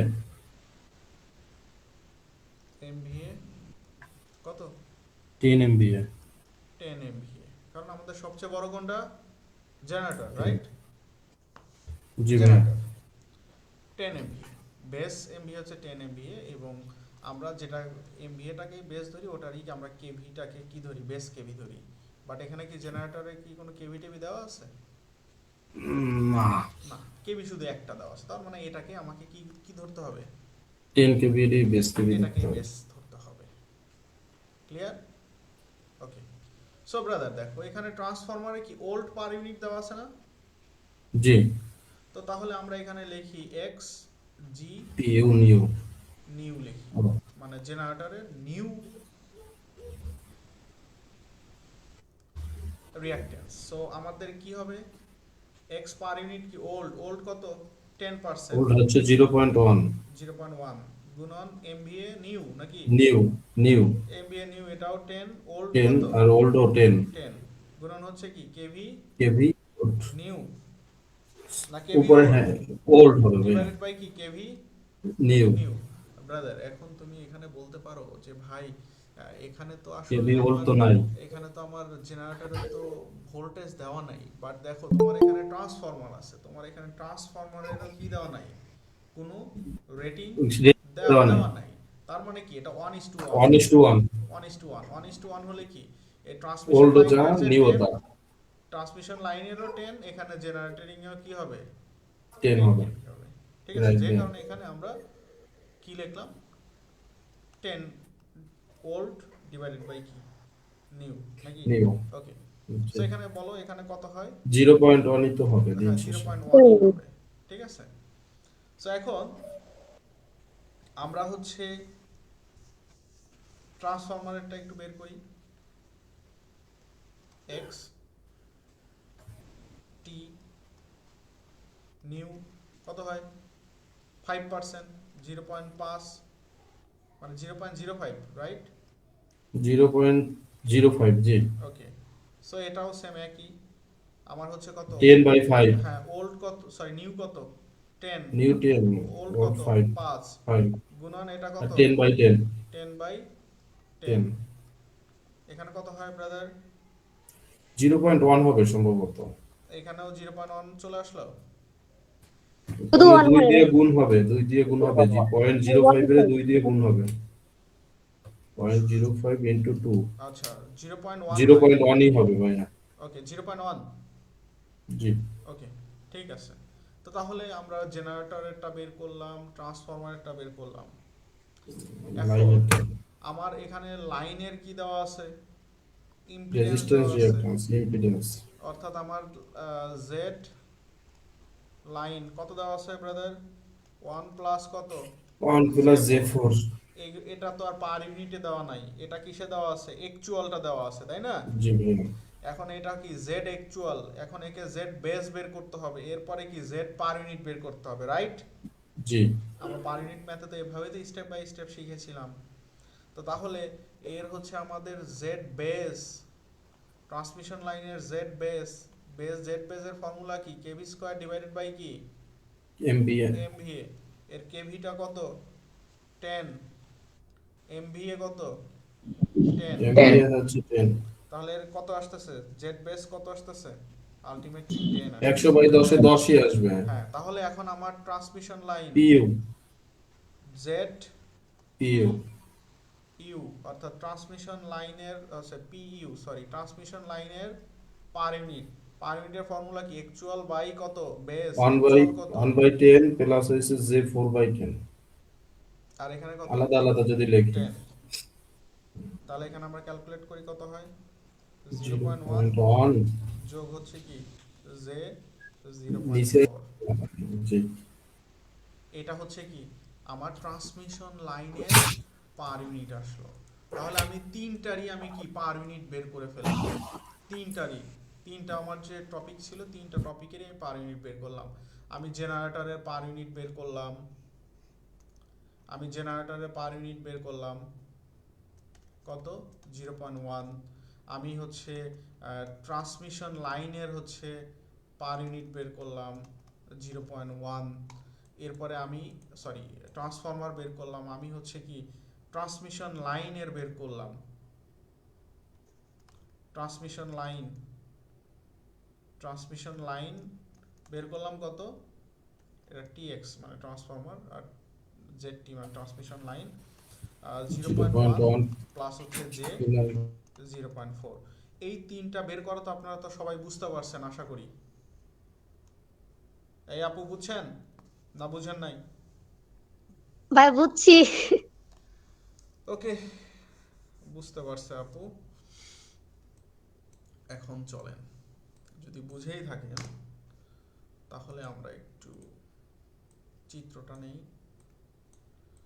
সো আমাদের পার ইউনিট বের করা শেষ। পার ইউনিট বের করার পর আমাদেরকে কি করতে হয়, একটা রেফারেন্স বাস নিতে হয়, সেখান থেকে কি করতে হয় একটা জেনারেটর দিতে হয়, তাই না? এরপরে কি করতে হয় জেনারেটর রিঅ্যাকট্যান্স জেনারেটর রিঅ্যাকট্যান্স কত পাইছেন 1 নাকি? এরপরে কি আছে ট্রান্সফরমার। এরপরে তার সাথে কি আছে ট্রান্সমিশন লাইন।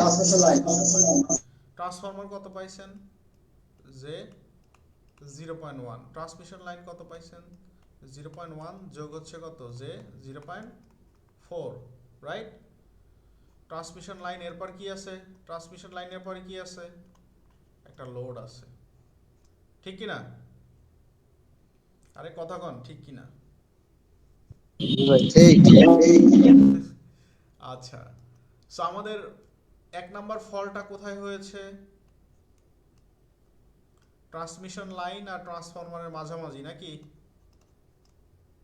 F1? জি ওকে। আর আমাদের F2 কোথায় হয়েছে, লোডের সামনে।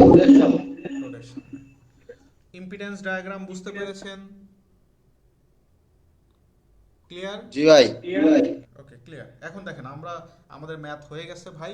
এখন আমরা শুধুমাত্র 1 নম্বরে কি বলছিল যে লোড অর্থাৎ ট্রান্সমিশন লাইনের এখানে কেভিএ কত, শর্ট সার্কিট কেভিএ কত, তুমি সেটা বের করো। যেটা হচ্ছে আমাদের F2 ছিল মনে হয় না, F2 ছিল। সো তাহলে আমরা লিখি এটা হচ্ছে 1 নাম্বার কন্ডিশন যে আমাদের হচ্ছে F2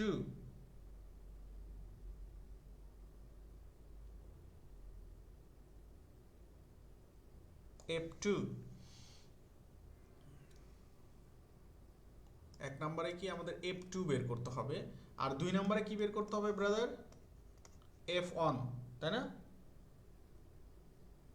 2 নম্বরে তো F1 নাকি?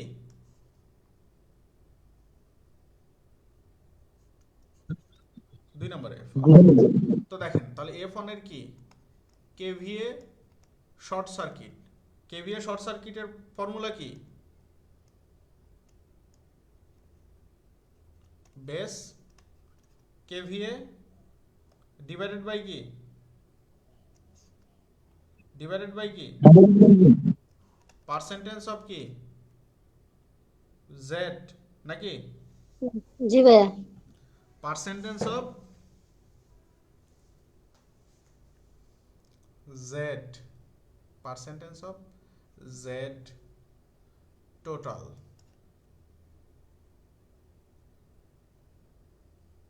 পার্সেন্টেজ অফ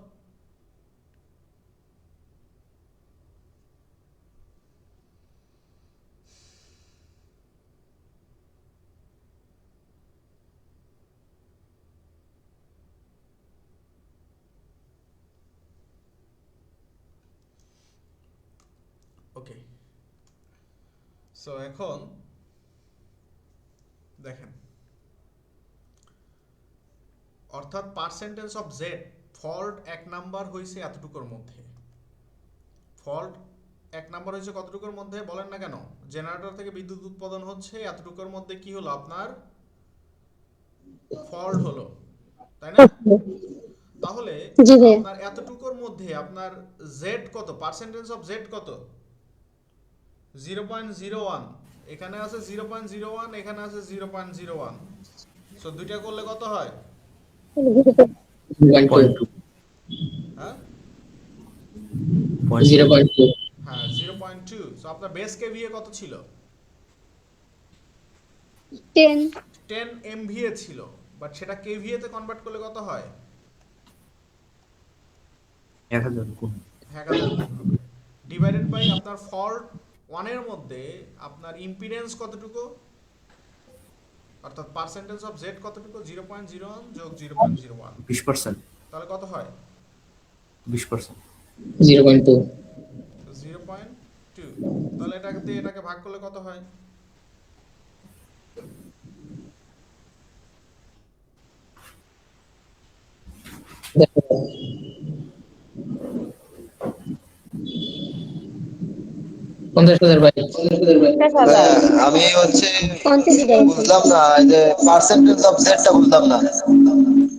আরে বাবা, পার্সেন্টেজ অফ জেডটা তো তোমার হচ্ছে, আরে পার্সেন্টেজ অফ জেডই তো তোমার হচ্ছে পিইউ,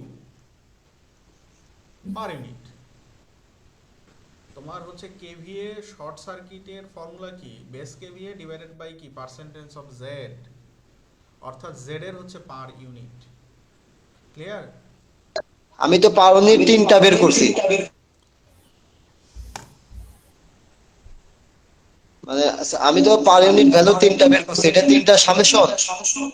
তিনটার সামেশন না, এখানে তোমাকে আমি ফল্ট অনের কথা বলতেছি। ফল্ট অনে তুমি তিনটার সামেশন কেন নিচ্ছ? তোমার ফল্ট অনটা কতটুকু জোনের মধ্যে তোমার সংগঠিত হয়েছে, তোমাকে ঠিক ততটুকু নিতে হবে।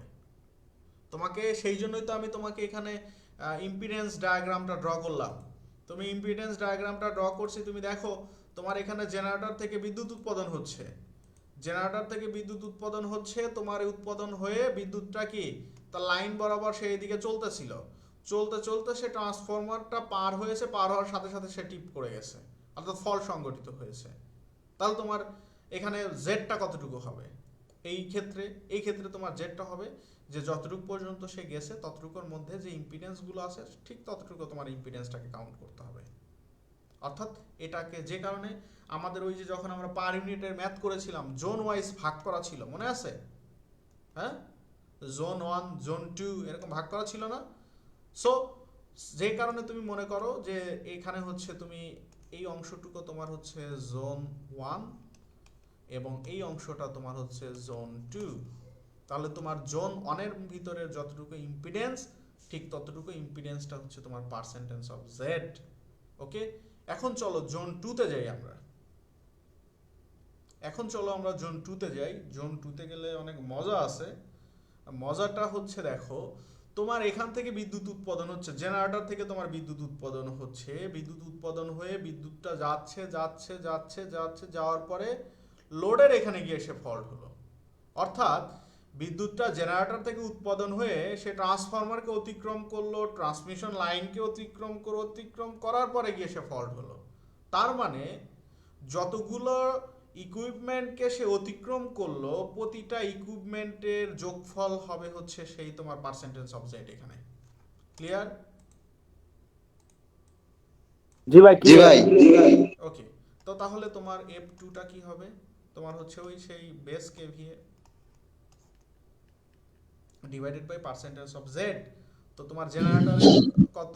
জে অফ 01 যোগ হচ্ছে ট্রান্সফরমারে কত? জে অফ 0.7 জে অফ 01 যোগ হচ্ছে তোমার ট্রান্সমিশন লাইনের কত 0.1 যোগ হচ্ছে জে অফ 0.4, আর এইটা টোটালটা দিয়ে তুমি এটাকে ভাগ করবা।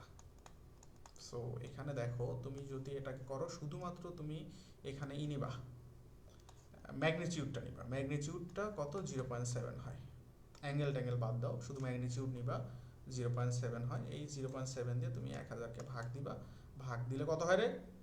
এই আবার ম্যাগনিটিউড নিচ্ছি, আবার বুঝতে তো পারতেছো নাকি? 14,250। এটাকে করলে তুমি যখন পোলার ফর্মে নিবা তখন একটা অ্যাঙ্গেল থাকবে, অ্যাঙ্গেলটা বাদ দিবা, বাদ দিয়ে অ্যাঙ্গেলের সামনে যেটা থাকবে সেটাই হচ্ছে সেই 0.7 বা 0.68 হতে পারে, 0.68 হতে পারে অথবা কারো 0.7 হতে পারে। শুধুমাত্র এই ম্যাগনিটিউডটা আমি নিয়েছি। কত হয়? 14,250। 14,285 হয়। জি ভাই।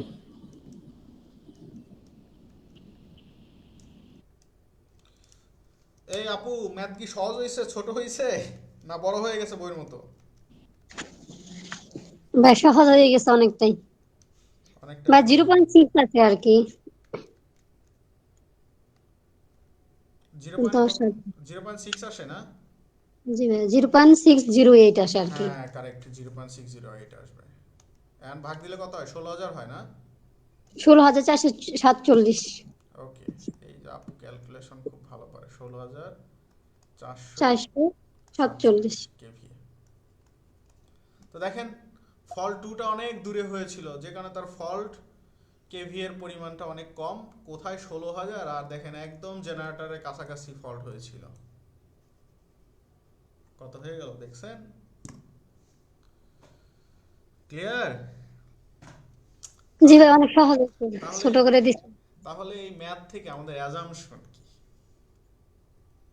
অ্যাজাম্পশন একটা জিনিসই যে যত আমাদের ইম্পিডেন্স যত কম হবে তত ফল্ট কারেন্ট বা ফল্ট কেভি এর পরিমাণটা তত বৃদ্ধি পাবে।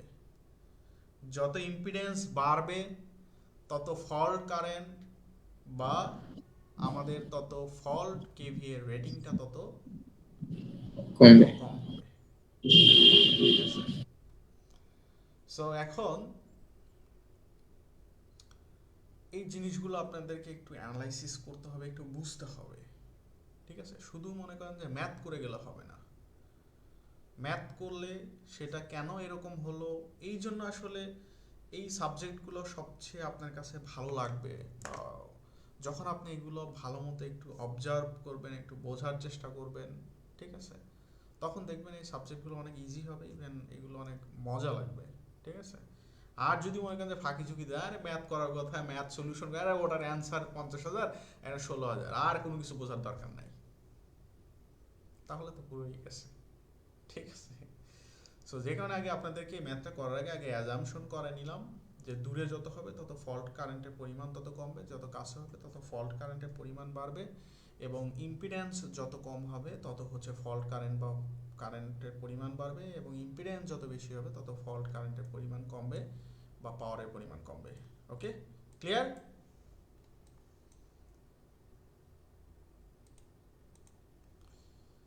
কি বলেন, ভাল লাগছে ম্যাথ? জি ভাই। ওকে, সো তাহলে আজকে এতটুকুই। আপনাদেরকে যে ম্যাথগুলো দিলাম আমি এটার ওই যে অ্যাসাইনমেন্টগুলো দিলাম, অ্যাসাইনমেন্টগুলোর হচ্ছে আমি সলিউশনগুলো দিয়ে দিচ্ছি। আর ইনশাল্লাহ আপনারা যদি আগামীকাল না, আগামীকালকে পসিবল না, আগামী সোমবার ইনশাল্লাহ আপনাদের সাথে দেখা হচ্ছে নতুন topic power system and protection নিয়ে।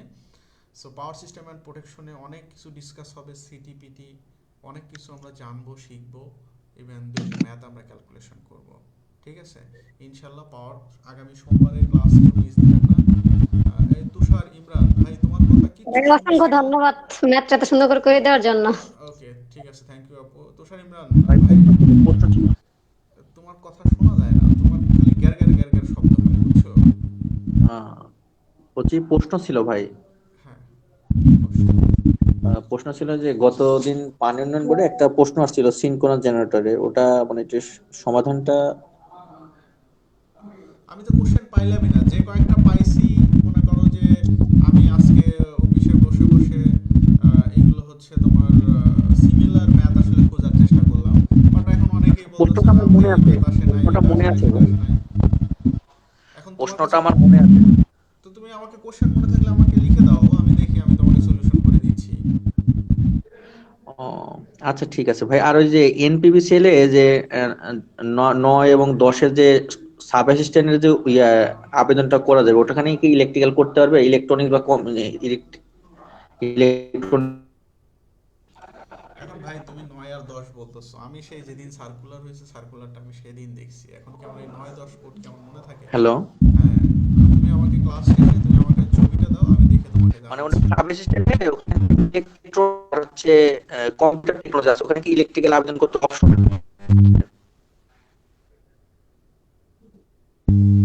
এখন ওখানে যদি ইলেকট্রিক্যাল উল্লেখ না থাকে তাহলে তুমি কিভাবে তুমি ওখানে অ্যাপ্লাই করতে পারবা? কখনো তো পসিবল না। আচ্ছা, ওটা পসিবল না, হ্যাঁ। আচ্ছা, আমি যেটা বলতেছিলাম যে আগামী সোমবার অনেক গুরুত্বপূর্ণ তথ্য আপনাদের সাথে শেয়ার করব, সিটিপিটি রিলেটেড আমরা কিছু ম্যাথ সলিউশন করব। সো আগামী সোমবার একটু চেষ্টা করবেন সবাই আগামী সোমবার জয়েন হওয়ার জন্য। আর যদি মিস যায় অবশ্যই ক্লাসগুলো একটু দেখে নেবেন। আগামী সোমবার ইনশাল্লাহ 9 তারিখ আমাদের পাওয়ার সিস্টেমের লাস্ট ক্লাস হবে। সো সবাই জয়েন থাকবেন। ইভেন আমাদের 14 তারিখ থেকে এসিডিসি সার্কিট থেকে আমাদের ক্লাস শুরু হবে, আমরা টোটালি ডিসি সার্কিট থেকে শুরু করব। এবং আপনারা অনেকেই ডিসি সার্কিটের ক্লাস কিন্তু মিস দেন, মানে দেখেছি আর কি যে অনেকেই মিস দেয়, কারণ তারা মনে করে ডিসি সার্কিট অনেক সহজ। বাট বিলিভ মি, যখন আমি তাকে ইলেকট্রনিক্সে নিয়ে যাই তখন তার মাথার তার মার যায় ছিঁড়ে। সো যে কারণে আপনারা যদি ইলেকট্রনিক্সে ভালো করতে চান, মাস্ট বি আপনাকে ডিসি সার্কিটে প্রপার ক্লিয়ার জ্ঞান থাকতে হবে। কারণ আপনার ডিসি সার্কিটের কনসেপ্ট দিয়ে ইলেকট্রনিক্সের 70 থেকে 80% ম্যাথ আপনাকে সলিউশন করতে হবে। সো এই বিষয়টা মাথায় রেখে ডিসি সার্কিটে যখন আমরা ক্লাস করব তখন অবশ্যই আমরা মনোযোগ সহকারে শুনবো, ইভেন আমরা সেই ম্যাথগুলো ভালো মতো প্র্যাকটিস করব। কারণ দেখেন, আমরা ডিসি সার্কিটে মাত্র 2টা চ্যাপ্টার পড়ব। ডিসি সার্কিটে মাত্র 2টা চ্যাপ্টার পড়ব, সেটা আমি বলে দেই, যদি আপনাদের কারো কাছে বই থাকে এখন থেকে প্র্যাকটিস করতে পারেন। আমরা fundamental of electric circuit Alexander Sadiku, এই fundamental of electric circuit Alexander Sadiku এই বইয়ের মাত্র 2টা চ্যাপ্টার আমরা পড়ব ডিসি সার্কিটের জন্য, মাত্র 2টা চ্যাপ্টার। এই যে ডিসি সার্কিট, এখন এই চ্যাপ্টারগুলো কি কি? চ্যাপ্টার 2 পড়ব, সরি না 2টা চ্যাপ্টার না, সরি ভাই আমি ভুল বলে ফেলছি। চ্যাপ্টার 2 যেখানে হচ্ছে বেসিক ল, অর্থাৎ এখানে হচ্ছে series circuit, parallel circuit, KVL, KCL, CDR, VDR, okay. এরপর চ্যাপ্টার 3 যেখানে হচ্ছে method of analysis, mesh analysis, এই টাইপের ম্যাথগুলো, নোডাল অ্যানালাইসিস, এইগুলো হচ্ছে চ্যাপ্টার 3-তে আছে। চ্যাপ্টার 3 অ্যান্ড লাস্ট অন হচ্ছে চ্যাপ্টার 4, অর্থাৎ এই 3টা চ্যাপ্টার পড়বো, চ্যাপ্টার 2, চ্যাপ্টার 3, চ্যাপ্টার 4। এই 3টা চ্যাপ্টার হচ্ছে আমরা পড়বো, যেটা হচ্ছে সার্কিট থিওরাম, অর্থাৎ থেভেনিন থিওরাম, নর্টন থিওরাম, এই সকল থিওরামের ম্যাথগুলো আছে, ইভেন সুপারপজিশন থিওরাম। এবং আরেকটা জিনিস বলে দেই যে সার্কিটের ম্যাথ আপনার কখনোই হুবহু কখনোই বিভিন্ন পরীক্ষা আসে না, খুবই রেয়ার। বাট কিছু কিছু ম্যাথ আছে যে এই টাইপের ম্যাথগুলো একটু ডাটা মাটা চেঞ্জ হয়ে আসলে রিপিটেড আসে, ঠিক আছে। সো এইগুলোর মধ্যে আসলে কিছু ম্যাথ আছে যেগুলো খুবই ইম্পর্টেন্ট। যখন আমি আপনাদেরকে এখানে যারা ইংলিশ রাইটারের বই কখনো ভুলেও খুলে ধরেও দেখেন নাই, শুধুমাত্র রনি পারভেজ ভাইয়ের বই পড়ে গেছেন আজীবন, আর টেসলা বা এটা ওটা দেখে গেছেন, তাদের কাছে মনে হবে আরে এই বইগুলো থেকেই তো বিভিন্ন ম্যাথগুলো আসছে, কারণ এই টাইপের ম্যাথগুলোই তো আসছে, ঠিক আছে। সো এই বিষয়টা একটু খেয়াল রাখবেন। সো আমরা এই চ্যাপ্টার, এই 3টা চ্যাপ্টার আমাদেরকে একটু ভালো মতো শিখতে হবে, ইভেন ভালো মতো কিন্তু এগুলো মনে রাখতে হবে, আদারওয়াইজ কিন্তু আমরা ইলেকট্রনিক্সে গিয়ে কিন্তু আমরা কুপকাত হয়ে যাব, ঠিক আছে। বাট এই যে আপনাদেরকে মেশিন পাওয়ার সিস্টেম পড়ালাম না, আমরা যখন এসি সার্কিট পড়বো, যখন আমরা এসি সার্কিট পড়বো তখন আপনাদের কাছে খুব ইজি লাগবে, কারণ এসি সার্কিটে দেখেন আমরা এখানে এই ফান্ডামেন্টাল অফ ইলেকট্রিক সার্কিটের যতগুলো চ্যাপ্টার আছে, এখানে চ্যাপ্টার এসি সার্কিটটা এখান থেকে শুরু, চ্যাপ্টার 9 থেকে শুরু, এসি সার্কিটটা চ্যাপ্টার 9 থেকে শুরু, চ্যাপ্টার 9, চ্যাপ্টার 10, চ্যাপ্টার 11, এগুলো আপনাদের কাছে খুবই ইজি লাগবে, খুবই ইজি লাগবে। চ্যাপ্টার 9, চ্যাপ্টার 10, চ্যাপ্টার 11, চ্যাপ্টার 12, ঠিক আছে, চ্যাপ্টার 30, এগুলো খুবই আপনাদের কাছে ইজি লাগবে। কেন ইজি লাগবে? কারণ একটাই যে আপনাদেরকে অলরেডি পাওয়ার সিস্টেম পড়ানো হয়েছে, আবার অনেকেই আছে মেশিন অলরেডি কমপ্লিট করে ফেলেছেন। সো যে কারণে এসি সার্কিটটা আপনাদের কাছে খুব ইজি লাগবে, কারণ এসি সার্কিট মেশিন পাওয়ার সিস্টেমের সাথে রিলেটেড। ওকে, ইভেন আপনার ইদানিং কিন্তু আপনার এই রেজোনেন্স সার্কিট থেকে বেশি ম্যাথ আসতেছে, রিপিটেড প্রচুর ম্যাথ আসতেছে রেজোনেন্স সার্কিট থেকে। ওকে, সো যে কারণে রেজোনেন্স সার্কিটটা আমাদেরকে একটু ভালো মতো করতে হবে। রেজোনেন্স সার্কিটটা যদি মিস যায় তো তাহলে সেক্ষেত্রে আপনার ওয়াট মিটার রিডিং থেকে ম্যাথ আসার পসিবিলিটি থাকে। হ্যাঁ, সো এই জিনিসগুলো আমাদেরকে একটু কোশ্চেন ব্যাংক দেখে দেখে এগুলো অ্যানালাইসিস করে নিজেকে এগুলো জানতে হবে নিজের ইমপ্রুভমেন্টের জন্য। এবং আমি যে ম্যাথগুলো দেখাইছি এই ম্যাথগুলো একটু প্র্যাকটিস করেন, যে থিওরিটিক্যাল নোটগুলো দিচ্ছি বা যে হ্যান্ড নোটগুলো দিচ্ছি এগুলো একটু প্র্যাকটিস করবেন, তাহলে দেখবেন যে আর কোনো ধরনের কোনো সমস্যা হবে না। তো ইনশাল্লাহ আগামী সোমবার দেখা হচ্ছে, আর মাস্ট বি আগামী সোমবার আপনারা কিন্তু জয়েন থাকবেন, কারণ আমি সিটিপিটি নিয়ে অনেক কিছু ডিসকাস করব, যেটা আপনাদের জন্য অনেক হেল্পফুল হবে আশা করি আপনাদের থিওরিটিক্যাল নলেজের জন্য। ওকে, তো সবাই ভালো থাকবেন, সুস্থ থাকবেন, আসসালামু আলাইকুম। কারো কোনো কোশ্চেন আছে? আর ভাই নন ডিপার্টমেন্ট কোনো পড়া দিছেন কি? না না, এখনো দিইনি, ভাবছি যে নির্বাচনের পরে একবার দিব।